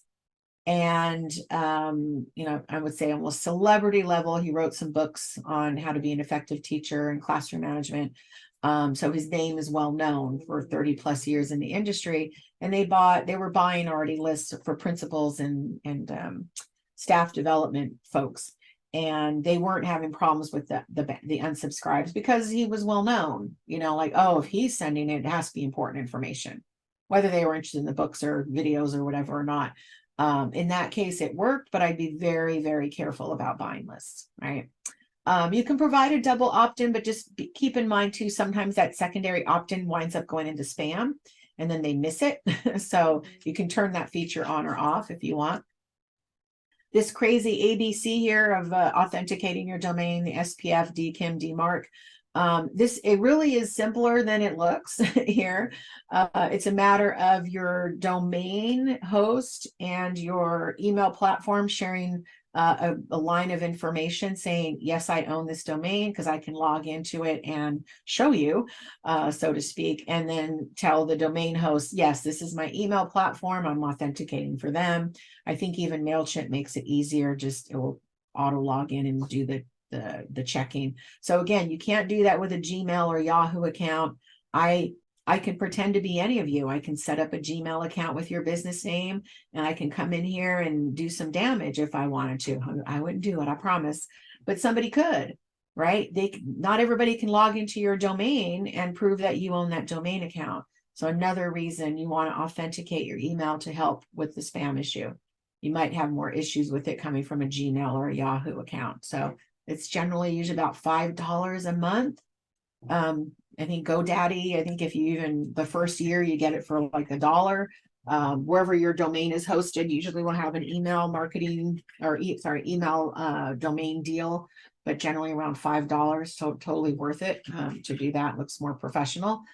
Right. Again, regular clean up your list, develop that sunset policy, that dead weight. If you haven't already cleaned it and checked for those obvious typos, and maybe can you re-engage them in some way? At some point, you have to say, let's get the dead weight off if they're not engaging with you at all. Make sure you're always sending valuable content. Again, going back to those content pillars, do spam checks for spammy keywords, right? And I'll show you that. So most email platforms, especially the ones at the say lower end, the MailChimp, Constant Contact, all the ones that we probably deal with, I've only ever seen it in the tool I was using for the credit union. That was like $1 million. Right? Part of the whole Salesforce marketing suite, you know, was the email was included in that. And we had a spam tester in that program. But there are free spam testers out there. The one that I use is mail-tester.com. So how it works, when you go to your email platform, you have a ability to send yourself a test email. So you go to Mail Tester and it will keep it open in your browser. It will pop open this email, this custom email for you to use. You send a test email in from your platform to this email. You keep this window open. As soon as that test email is sent, you come back here to check your score, and it will give you a score for your email. So this in case 5.2 out of 10. Mostly marked off, as you can see here, because we were not fully authenticated at the time we sent this test email. My client didn't authenticate their MailChimp through GoDaddy. When we did, we fixed that. And then it was some spammy keyword things that said it can improve. I forgot what they were, but it was a tattoo shop. Could have been something in there that they thought was spammy. It said a broken link. It says we had a broken Twitter link, but he didn't even have Twitter. So it was kind of a ghost thing there. So again, you can try it to, I think, 3 times for the same email on Spam Tester. So if you fix it and then retest it again and see if it's fixed the problem. So this will help. It's not 100%, right? There's still emails might go to promotional box. Could be the title, using the word free in your subject line as a spammy word. So if you have a way, we did that with the spam checker with the credit union. We had free seminars. And so we changed it to complimentary seminars, and that helped get past the spam filters. But with the credit union, right, we're selling things that were spammy in nature. It's like credit cards, credit offers, loan offers, money, anything with money, right, could potentially be spammy. So we couldn't make up another term for money or credit cards. We had to say exactly what it was. There's regulations with the FDIC. We just had to work around wherever we could and deal with the words that we couldn't change. So want to keep that in mind. So that's spam. Oh yeah, average order value. Thank you. Someone's asking that. Let me just go back and look at questions. Let's see. Can you talk about how to get leads to join your email list initially? What approach is best? Landing pages. Yeah, so I don't know if I answered that already with the lead magnets, having it anywhere you can, having it possible, and it can go to a landing page as well. Have it create a landing page in your email platform or on your website and have it collect there. There's no really one approach to it. But anywhere you can, have them sign up. Make it easy for them to sign up for your list, right? Hopefully that answers that. If not, let me know. Let's see if I have anything else. Oh, why is it called a hero image? Good. Sorry, I was answering that later down the line here. I have just a term meaning a good image at the top that's kind of like the main, even on my website, they call it the hero image at the top. So what the main image that's going to drag in attention to it, right, is kind of called a hero image. Not that it's a hero, but you want to have a good quality image, and a good size, or video as well. So I don't know where initially that term came from, but I see it, like I said, on websites and email, etc. Let's see, I'm looking here. Okay. I don't know where somebody said you're feeling stalked. It's like you're following around. That might be the Wi-Fi marketing you're talking about. I'm not sure. Go back.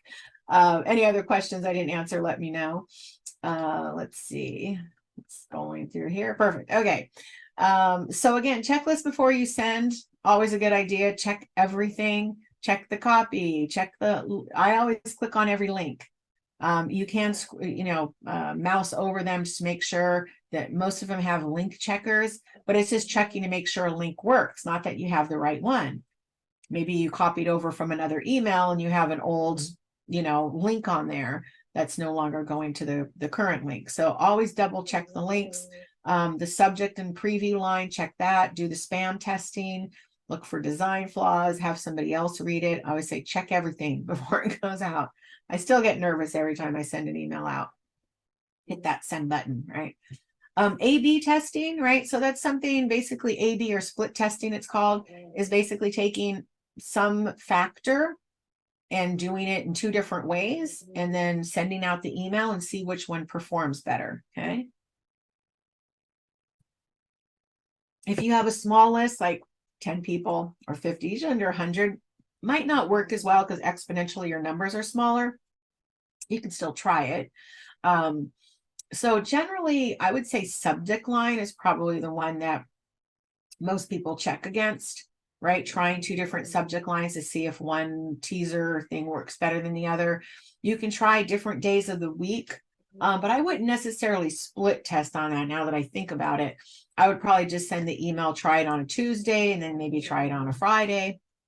But I wouldn't necessarily split it and have one half go Tuesday and one half go Friday. I would just send it and check and see what days people are opening it more, is engaging with it more. So you can try different things on here, as you see here. Are they most likely to click if it has your name versus your company name? I remember that client I had that was like, if she had done it where some was her name as the from, or some of her business, would that have changed? Maybe her friend would have unsubscribed because it would have seen her name. So different things you can check out on A/B testing. And I know like MailChimp on their free version, it's not included any longer. So you have to pay to get A/B testing. It's usually included in most programs. So, and then looking at your analytics, you want to make sure you're looking under the hood, as I mentioned before.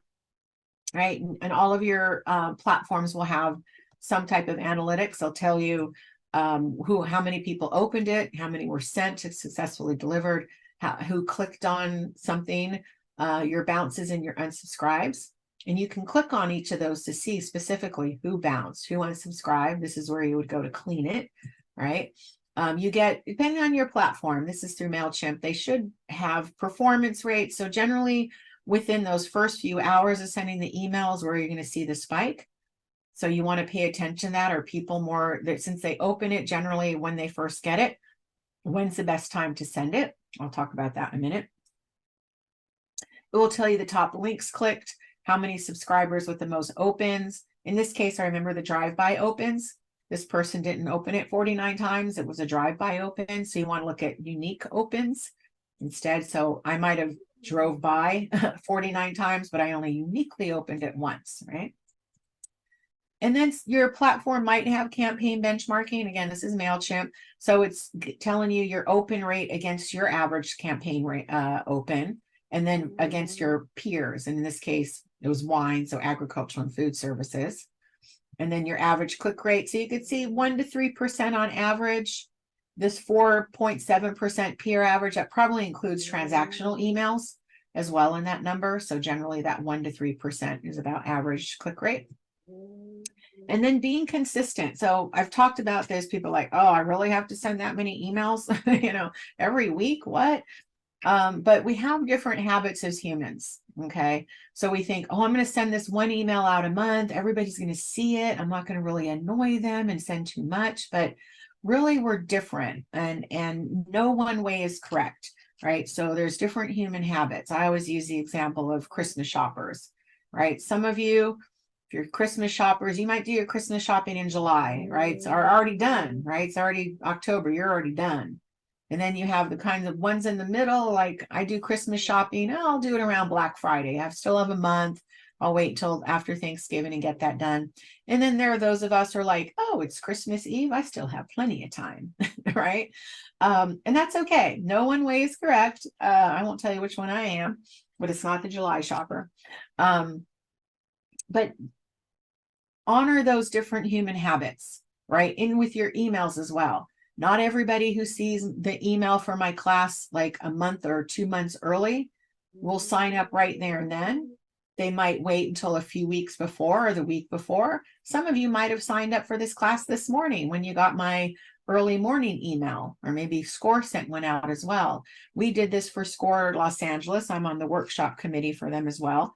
And when I first joined them, voluntold on their committee in fall of 2019, so before COVID hit, and they were doing all live classes in Los Angeles at the time, they were sending out one email on the first of every month with, hey, this is what's coming up, and then once a week from there. So I said, well, wait a second. If somebody's teaching a class, say on the 8th of the month, they saw the class on the 1st and then only on, say, the 7th, a week later. So it was only 2 opportunities to see that one class. So I changed that to be every Monday, Wednesday, Friday, an email went out with the classes. And then COVID hits a few months later, and we're like, oh, people are sitting around, nothing to do in quarantine. So we started sending out a morning of, a couple hours before.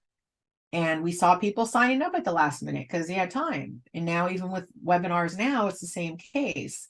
I see people signing up just last minute. Now, interestingly enough, I've had people write me back for my emails and go, why did you just send an email out the same day or the day before? Why didn't you give me more notice? I'm like, I wanted to say, well, you must have missed the 10 other emails I sent out before that. I don't only send it the day before, but somewhere either maybe she just wasn't paying attention. They went to spam, who knows? But she didn't see it until maybe she's a December 24th Christmas shopper. And it wasn't flagging in her mind until that very, like it says, same day, this morning, this afternoon, webinar, but didn't see the one, coming soon, right? So honor that frequency and the different habits that we have. Not everybody's going to see every single email you send out. So you might think, oh, they're going to, not see, twice a week. What? They might miss both of them. They might miss one of them. So again, honor the different human habits and chance that, hey, they might just miss out on the emails because they have a lot of emails in their box, right? So it does work, right? And if they want to unsubscribe because they're receiving too many emails, if you have a way, not all email platforms have it, the ability to say, hey, only send them, important reminders, or only send an email once a week, or just my newsletters or whatever. Some have that ability, some don't. So, and again, just be consistent, right? We don't want to do this kind of fall asleep at the wheel January through October, and then you're just hitting everybody up at the end of the year to get those holiday sales, right? We want to be consistent all year round. And somebody asked, when do you send? What time of day? When in the week you should send emails? I'm just going to go right to that. Your mileage may vary, but generally, going back, I mean, as long as email's been around before phones, right? We had these little computers in our hands 24/7. Generally, that Monday, Tuesday, Wednesday, 9 a.m. to noon was your best times to send. Here it says educational emails earlier in the week that don't require action. Actionable emails closer to a week, but that even is going to change, depending on your list. You might get the best open rates 9 a.m. to noon. Some of you might be later. If you have an older demographic, they might not be up 8 p.m. to midnight, might be sleeping. Maybe early in the morning works better for them. Test different times a day. See what's going on. Okay. And then automations, and we're almost done here. So we should be done towards the top of the hour. Might go 2 minutes over. So does Golden State Marketing send emails with specials? How do you do specials with a service business? No, I mean, yeah, like if, for example, if I'm giving you a discount off of my marketing services, that would be considered a special. I do promotional products as well. So I talk about those in the emails along with my classes. So yeah, it shouldn't really feel strange. It should be a good mix of, maybe I do blogs as well. So I'll send out a blog email only without anything else in it. So yeah, it shouldn't feel strange. If you're selling a service, you should be selling a service, right? You should be promoting your business and getting clients, and the ones that aren't interested, that's okay. It's not everybody who signs up for your list is going to buy from you. And maybe at some point they did, or they were interested. And if they unsubscribe, like I said, I'm not going to be offended, because I'm like, they just don't have an interest in marketing. That's okay. Okay. So email automations, right? There's a lot of different types of automations you can do. This saves you kind of time of having to send out an email for every time something happens, right? Every time something triggers. Welcome series. Somebody signs up for your list, or maybe makes a purchase and become a customer. You can do a whole welcome series for them. Welcome them. And we did this for the credit union. When I first started with them, they were sending out an email like 7 days after they joined as a member. And it was like a survey. How are we doing? I'm like, well, wait, they just joined literally a minute ago. Didn't make sense. So, and we weren't telling about all the great services that we offered. So I set up a whole welcome series, welcome to the credit union. Then I think 3 or 4 days later, hey, do you know about our mobile deposit feature? And then the next one, hey, do you know about our peer-to-peer payment system, like Zelle, or, whatever the POP, it was called POP something. And then the next one is, hey, do you know we have these great credit card offers, and all the different features and things that they might, as new members, might not be aware of, or got the folder of information at the branch and didn't look at it yet. We offered mobile deposit and all that stuff. So, make it easy for them to do business with you, and remind them of your products and services. Emails, birthday emails. So if you're collecting birthdays, send out people love that. I set that up for the credit union as well every month, and our members were getting a birthday email, and I'd see the replies. They're like, oh, thank you for remembering. They love that, right? So there's a ton of different types of automations out there. You can do abandon cart, or even browse abandon if you have a shopping cart system set up. Cross-selling, reward VIP customers. Again, a lot of this is attached to having a shopping cart. Annual events, anniversaries, if you're collecting that information.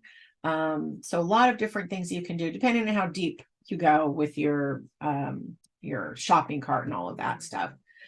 Basic workflow. Some of them have this. MailChimp started out with a very basic automation workflow. Basically, you send an email out, a couple days later, send it to people who didn't open the first email. I know Constant Contact has that feature. I can just check a box, send it to the non-opens in 2 days or whatever. That's a basic workflow, right? Let's see. Is there a better day of the week to release blogs?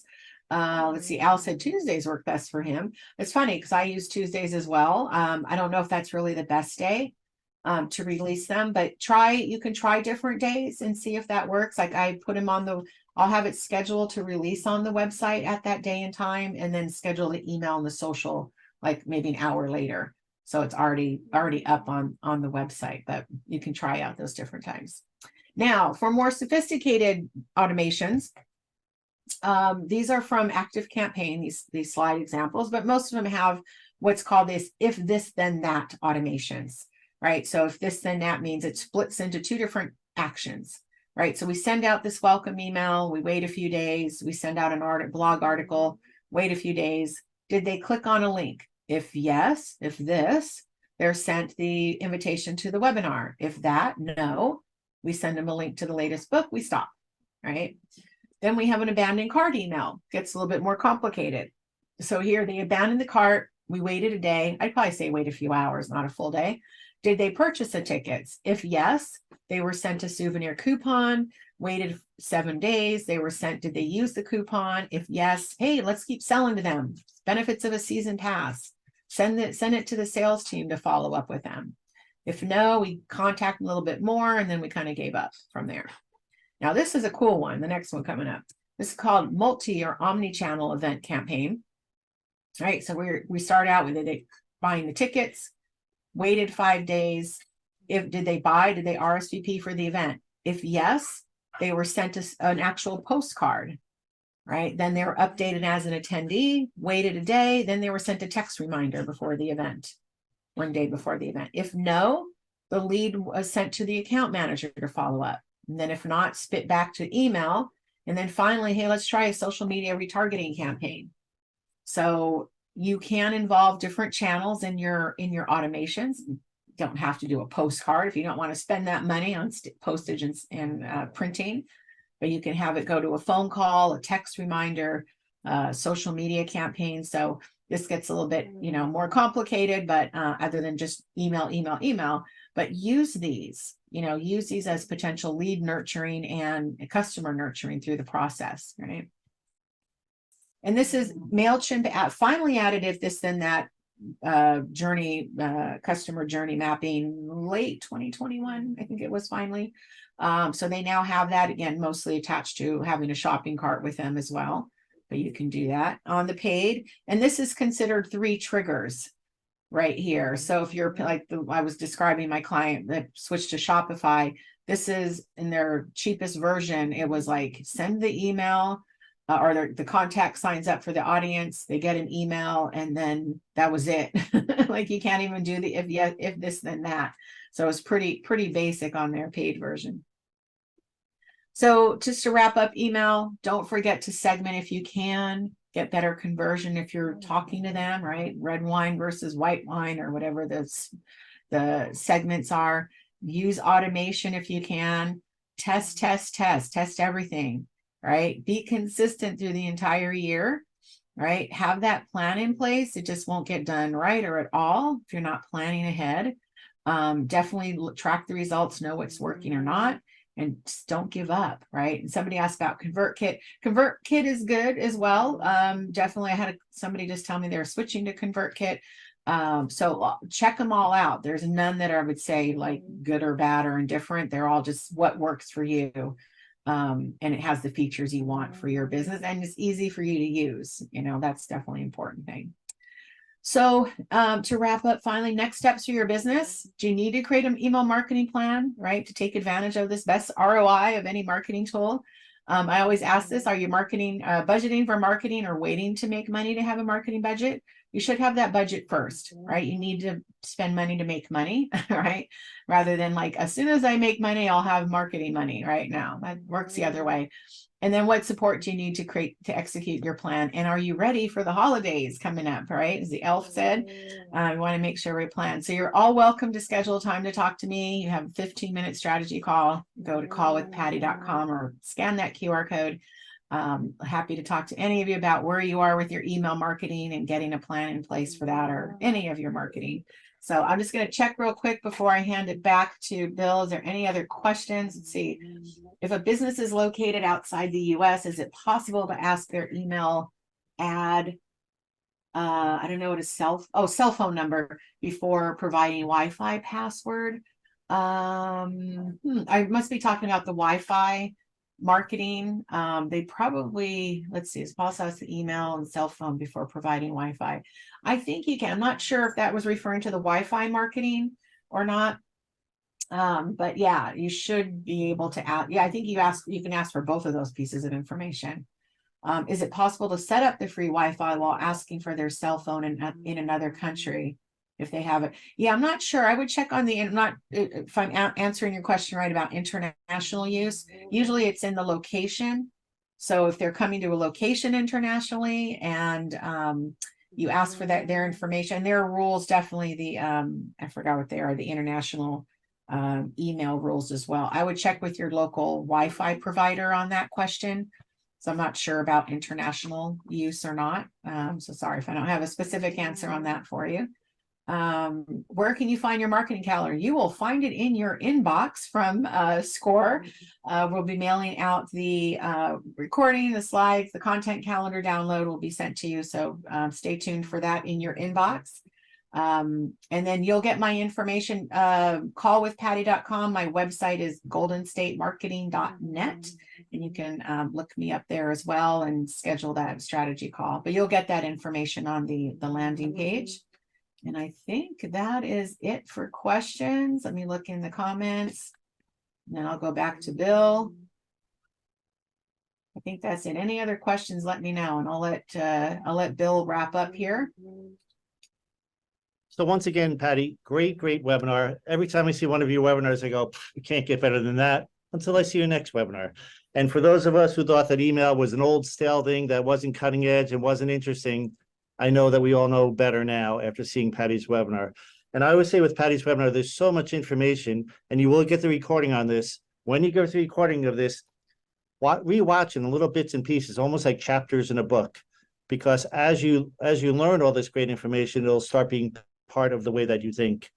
So email marketing is something that's way more powerful. We've all learned a lot more now after hearing Patty today. With that in mind, I wanted to remind everybody that Patty, who's doing a residency here at Monmouth SCORE, her October webinar will be on October 3rd. It is Create Marketing Graphics Like a Rock Star. And all of you that are challenged to see how you can present yourself and your company in the best light, just attend Patty's webinar. And I'm sure that you'll gain a lot of great information for that. So I really want to thank Patty again. For those of you who are interested, this was a free webinar presented by SCORE, and SCORE again offers free business mentors. So if you have a question, if you're stuck somewhere, if you're going to start a new business, if you feel like you're isolated and you don't have that information, SCORE has about 10,000 mentors throughout the country. Because we do a lot virtual now, you don't necessarily have to be in our backyard, but you can get information from anywhere from these SCORE experts, volunteer mentors throughout the country. And the way that you do that is go to score.org/Monmouth. And as you sign up for Patty's webinar on October 3rd, put it in your calendar today. Of course, you're going to get reminders, which is good, but we all get busy. So why not put that on your calendar so that you don't make other plans? When you're making plans, say, oh, I'm going to be at Patty's webinar on October 3rd, so I know I'm going to keep my schedule clear, because this information for this 2 hours will really be, that education will carry you through your career. So once again, Patty, I just want to say thanks a lot. I hope that all of our attendees got a lot of valuable information from it, and we'll look forward to seeing you on the next webinar. Thanks so much. Thank you. You're welcome, everyone. Have a great rest of your day, and we'll talk to some of you soon. Thank you.